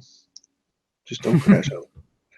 No, it's just I got all this stuff open right now, and it's chewing on it because I don't want it to crash. Okay, so. I was gonna say this is how Windows Vista crashes. Nah, yeah, well, I moved away from Vista a long time ago. And look, I almost got the sunspots here. Perfect. So these sunspots are lined up. These two sunspots, oops, a little bit off on my orientation here. I think on the size as well, it's just a little bit small. Yeah, that's what I'm looking for. So, like that, apply. Come on. Yeah, because like I said, I got Max open right now. I got the live feed going. I got all this other stuff, so it doesn't surprise me that it's complaining. You need more cores. No shit. I mean, I got a quad core and 16 gigs of RAM, but it's still chewing up a lot of stuff right now. Yeah, me too. I think quad cores aren't enough anymore. No, they're really not. No. Okay, so let's get this a little bit better in alignment. Okay, you guys can see the two spots here, the big spot there, two spots out here. So I'll line those up about as best as I can. I'm just like a smidgen off, but you can see that the moon is coming in from one side, and given this trajectory, it's going to exit out the other side. Unfortunately, he does not have any images of the exit side to support his claim in the first place, because there are none of these that are showing the exit. They're just going all the way up to the totality, and then after everybody was all wowed and oohed, they usually just jumped in their cars and went home, or just enjoyed time with their families. So he doesn't even have any exit sides to discuss. But if I were to put in the exit sides, you can clearly see that the moon, or the Earth, is moving in a single direction. Or the moon is moving in a single direction. And if I go to, hold on, I'm almost done here, then I'll leave you guys alone here. Let's see. Where's the Eclipse thing that I did? Because I have, well, shit, I'll just get it from the website. Screw it. You can go up on, there's a website for this. Daily eclipse image, or daily sun images.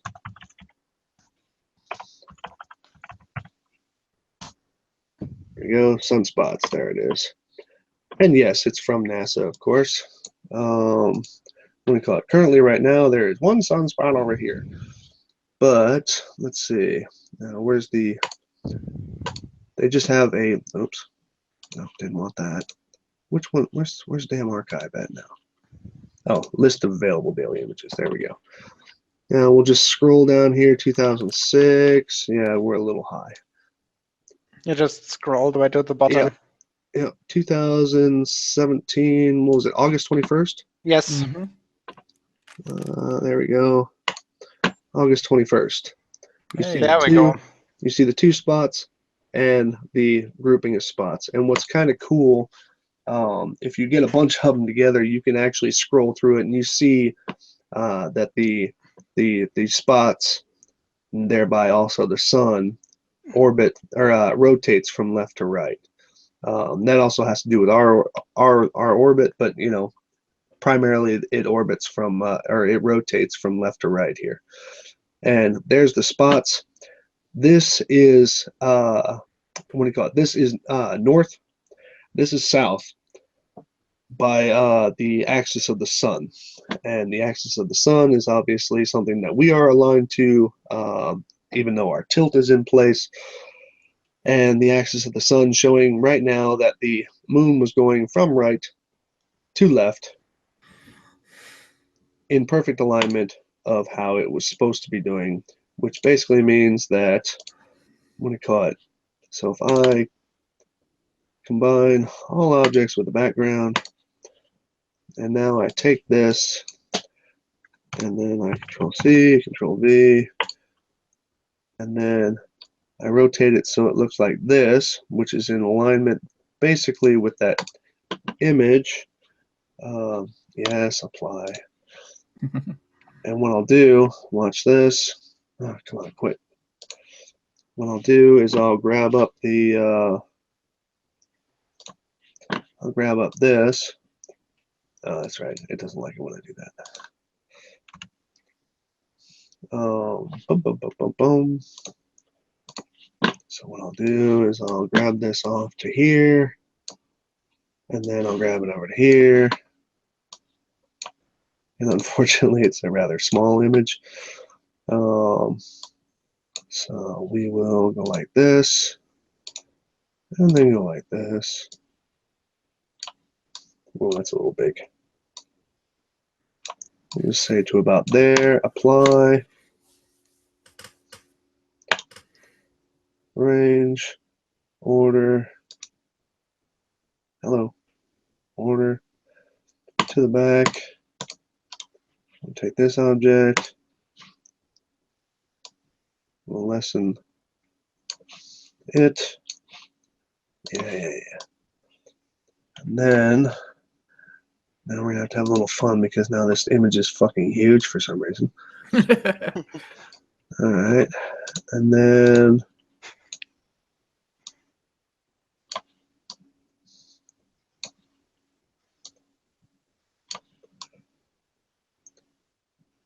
I liked what Riley said in the thing that what do you call it? Yeah, funny things would happen when you go live. Yeah, when you're trying to bullshit people. Funny things don't happen when all you're doing is showing the facts. Now you can see 1, 2, and then the double, and then you got the 2 over here. You can see those as I'm moving this around, right? Mm-hmm. Yep. I'm just checking the quality of the Hangout, and when I line them right up, Yeah, again, it's spot on.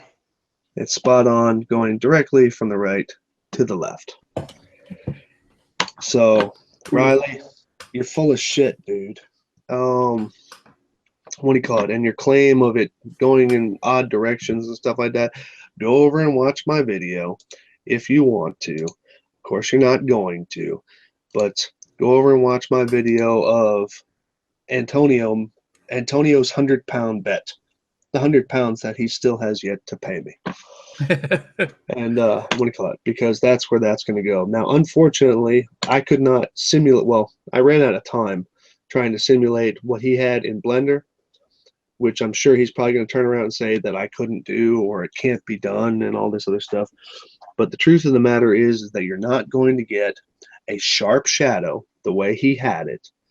You're not going to get a sharp shadow cast from a non-single point of light, which the sun obviously is not. And something else that he didn't decide that he was going to answer, or actually, Rhetoric, I don't know if you stated it or not, but something else that he decided that he was not going to at least address, because it was said in the chat and not just by me. If the moon actually went behind the sun, it would be a full moon. Yeah, I didn't get a chance to ask him that one. He was kind of dodging the other question, which is if the moon is blocking the light source of the sun, then why? Then Yeah, how I could it be think behind he it? answered that one later. That's what he thinks. Yeah, but so all that other stuff, yeah. Riley, you're full of shit. No, if you make a video, I'm not going to make a reply to it because you've already basically shown that you have no idea what you're talking about in any of these subjects. You are not in a search for truth. Okay, what you are in a search for is attention. Okay, and as you've noticed that since you've come back, even though you said that you were going to join sides with us and da da da da da and all this other neato stuff. Sorry, dude. You had a moment of my respect when you actually did delete your channel. You had a moment of my respect because that was somebody actually following through with something that they committed to. However, then you came back as Sleeping Nuthead and what do you call it? And well, that respect was gone and your story hasn't changed either. So until you can back up your own stuff, you can kiss my ass. But anyway, gentlemen, it is 12:15 and I gotta wake up at 5:30. So Oh man, take care. Jojo. See you later, man. Ja. See you. Und wir reden uns nächstes Mal. Oh ja, das wird lustig. Jojo. So, ciao, ciao. Servus. So, hello, Soundly. Hello. Is Soundly here too? Oh, goodness. Yeah, Hey, he's been here Soundly. for like 5 or 6 minutes or so, but didn't say a thing. Hi.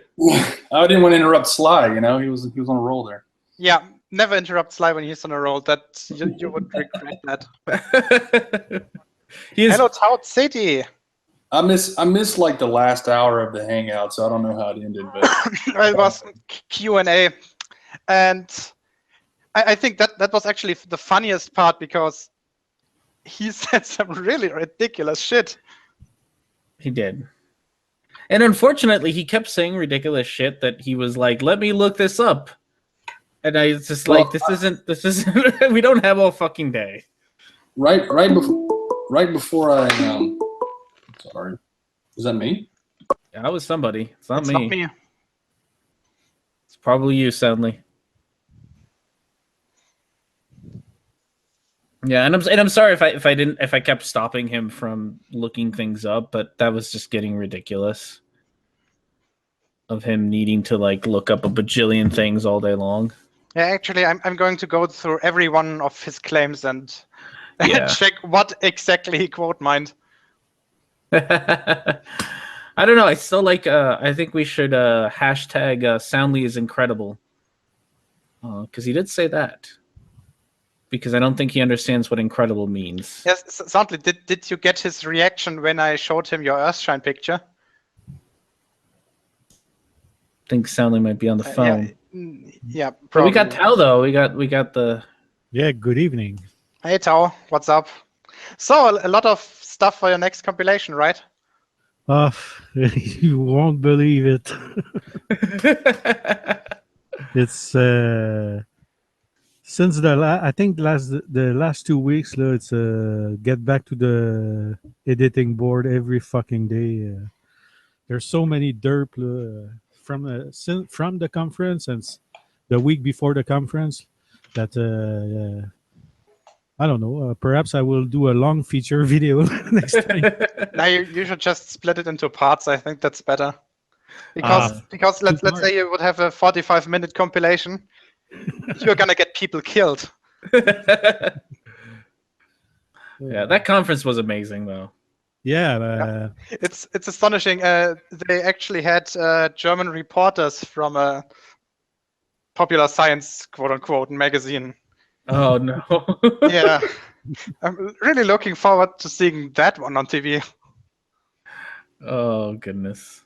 Like it's one of those science magazines that used to be good but got worse over the last 2 decades. So it's like our history channel.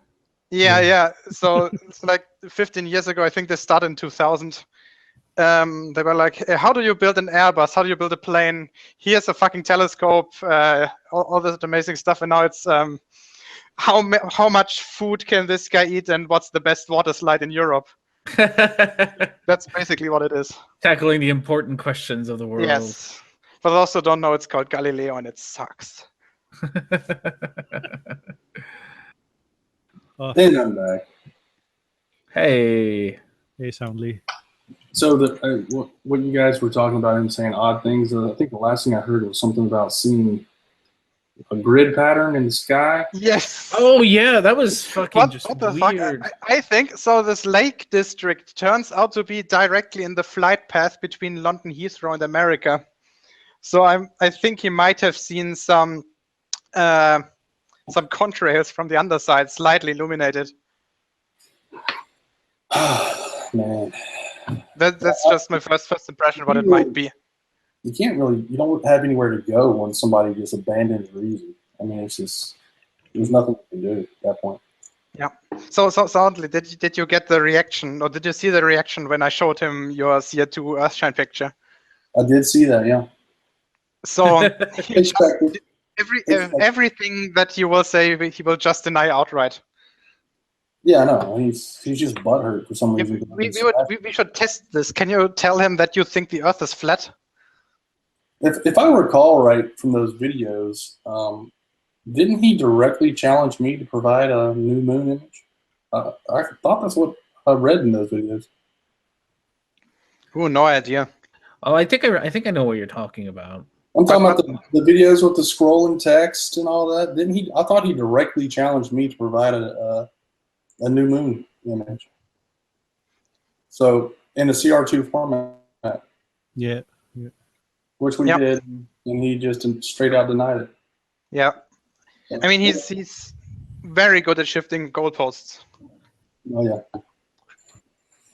He's Agent Riley, man. He's good at that stuff. Actually, it's Special Agent Riley, and that special has a reason. Short bus Riley. Oh man. But it's kind of really did. He really did go off the deep end in this one. Yeah, I can't wait to see your your video, R&D. My quickie on this one, it'll be quick because I don't want to spoil too much, but I did manage to talk to Stephen Cheatley about this, so that's gonna be fun to expose. All right, so I think I'm going to end this hangout in like 10 minutes maximum. It'll just an announcement. Yeah. So anything more? Because I'm also fucking tired. Nope. I just wanted to poke my head in and say hello. Hey. Yeah, me too. But as a proud representative of Earth Discussion 2.0, I want to object about what Riley said. Nah, it's a joke. I'm not the boss there. I'm only a voice in the chorus. So So, when can we expect your next compilation? usually it's one every month, so within the next 2 weeks. But I think this month we will have 2. Nice.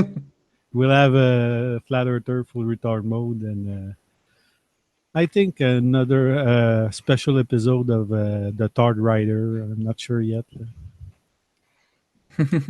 Could be nice. Yeah. To, All right. his own show.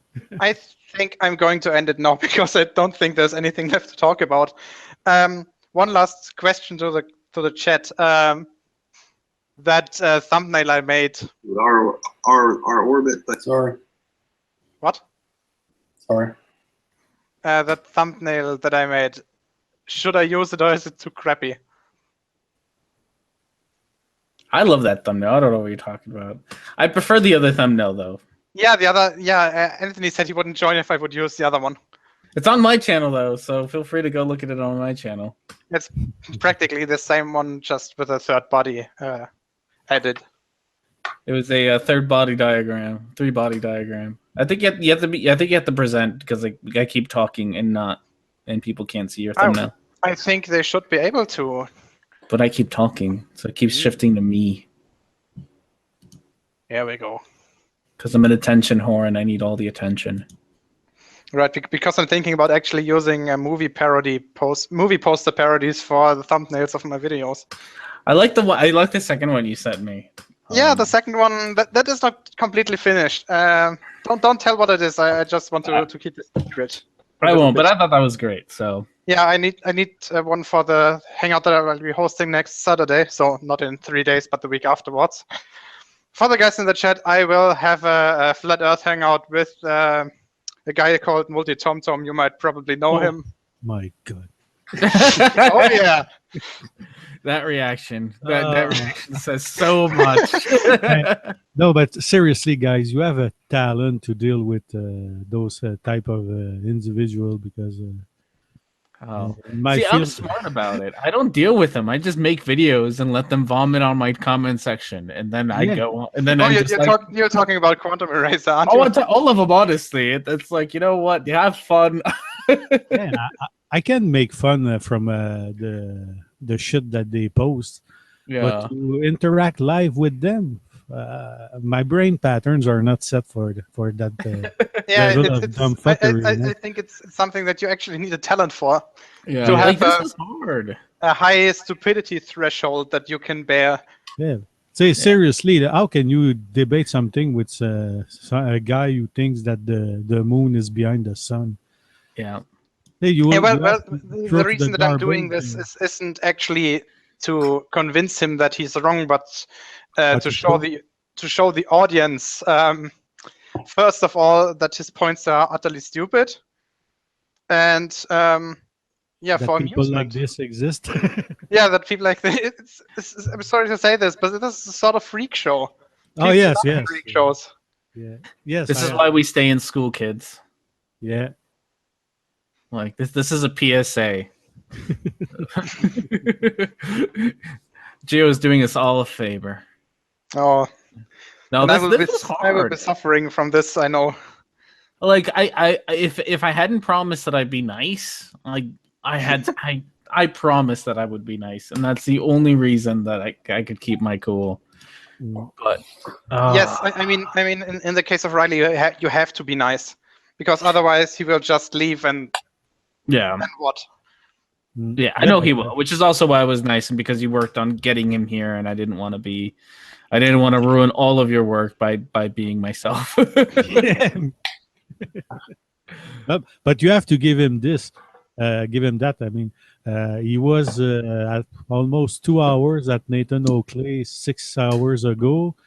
at least 1 hour at Jimmy Brown Live and 2 hours with you. Oh wow. So it's a full part-time job for him. Being on the both playing in both sides of the fence, and Yep. I'll dealing actually, with- I'll actually give him credit also for showing up, because that is something that I'm finding to be a much more rare thing with flat earthers. Yeah, that and also the fact that what he said in the end, that he'd rather be on one of my hangouts than on some of the Flat Earth hangouts. Yeah, I but don't you know blame him. why? No, the reason is simple. It's like the same thing that bullshitters hate going to Earth discussion is because we don't tolerate bullshit. And this guy has the chance to be able to speak, even if it's bullshit. But you guys tolerate him, so he felt compelled to go to you guys. But imagine in real life that Riley going to a board of engineering or a board of astronomers trying to explain his wild theories. He will never go there because he know that he will be turned back like. That is true. That's the only motivation that he has, and perhaps it's because when you used to deal with like in my field of work, I deal with engineers and physicists and bright people like this. I'm used to give the right answer, and if I don't have the answer, I shut the fuck up. And I can understand that those type of guys need to talk, and they don't care about what they really says, and they think that everyone who's listening to their hangout are idiots or have a short memories and don't care. But Google Hangouts was not designed for only stupid people or bullshitters. So normal people and intelligent people can go there, and if they piss because people with experience dealing with facts or having practical real experience about things call on their bullshit, that's the risk that they have to take when you start bullshitting people. Yeah. No, I think it also helps that we're not like catty assholes who jumped at each other for petty shit. Yeah. Which from the fact that there is a genuine discussion about the gender of Patricia Steers going on makes me think that there's a lot of cattiness going on. Oh, but yes, when you're short on the subject, you have to go to basic fuckery. You know, yeah. So, it's like, and I wouldn't tolerate that. Not like, if the groups that I was in was doing that kind of shit, we all of a sudden decided to sit around and try to figure out if fucking Soundly was a dude or not. Like, what kind of bullshit is that? Like, god damn. Oh, but the fixation that he has to, like he has with Soundly, or a few months ago it was Sean Offord, and I don't know, the year later he wasn't there 1 year. He was there for the dumb fuck of the year.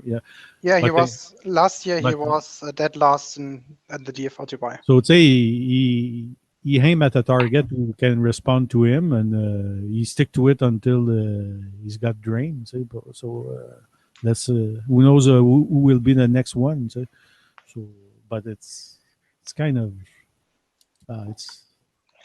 it's retarded. Yeah. All right.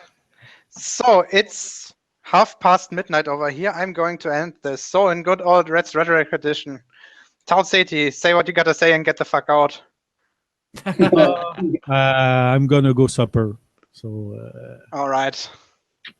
Thanks to time zones, I don't have to go to bed right now. Yeah. Have fun. Yeah. Bye. And thanks for coming on.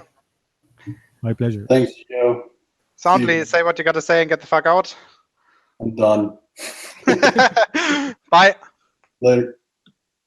And last but not least, Rhetoric&Discourse, say what you gotta say and get the fuck out. Yeah, we're not doing a Dumpster Fire Part 2 on my channel. No, not today. Not today. We're good. Maybe next time. There will surely be another hangout with Riley.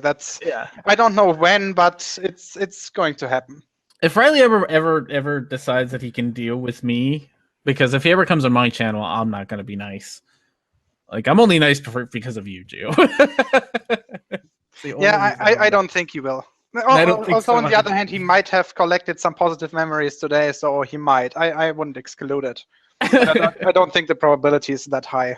All right, you all have good times. All right, bye.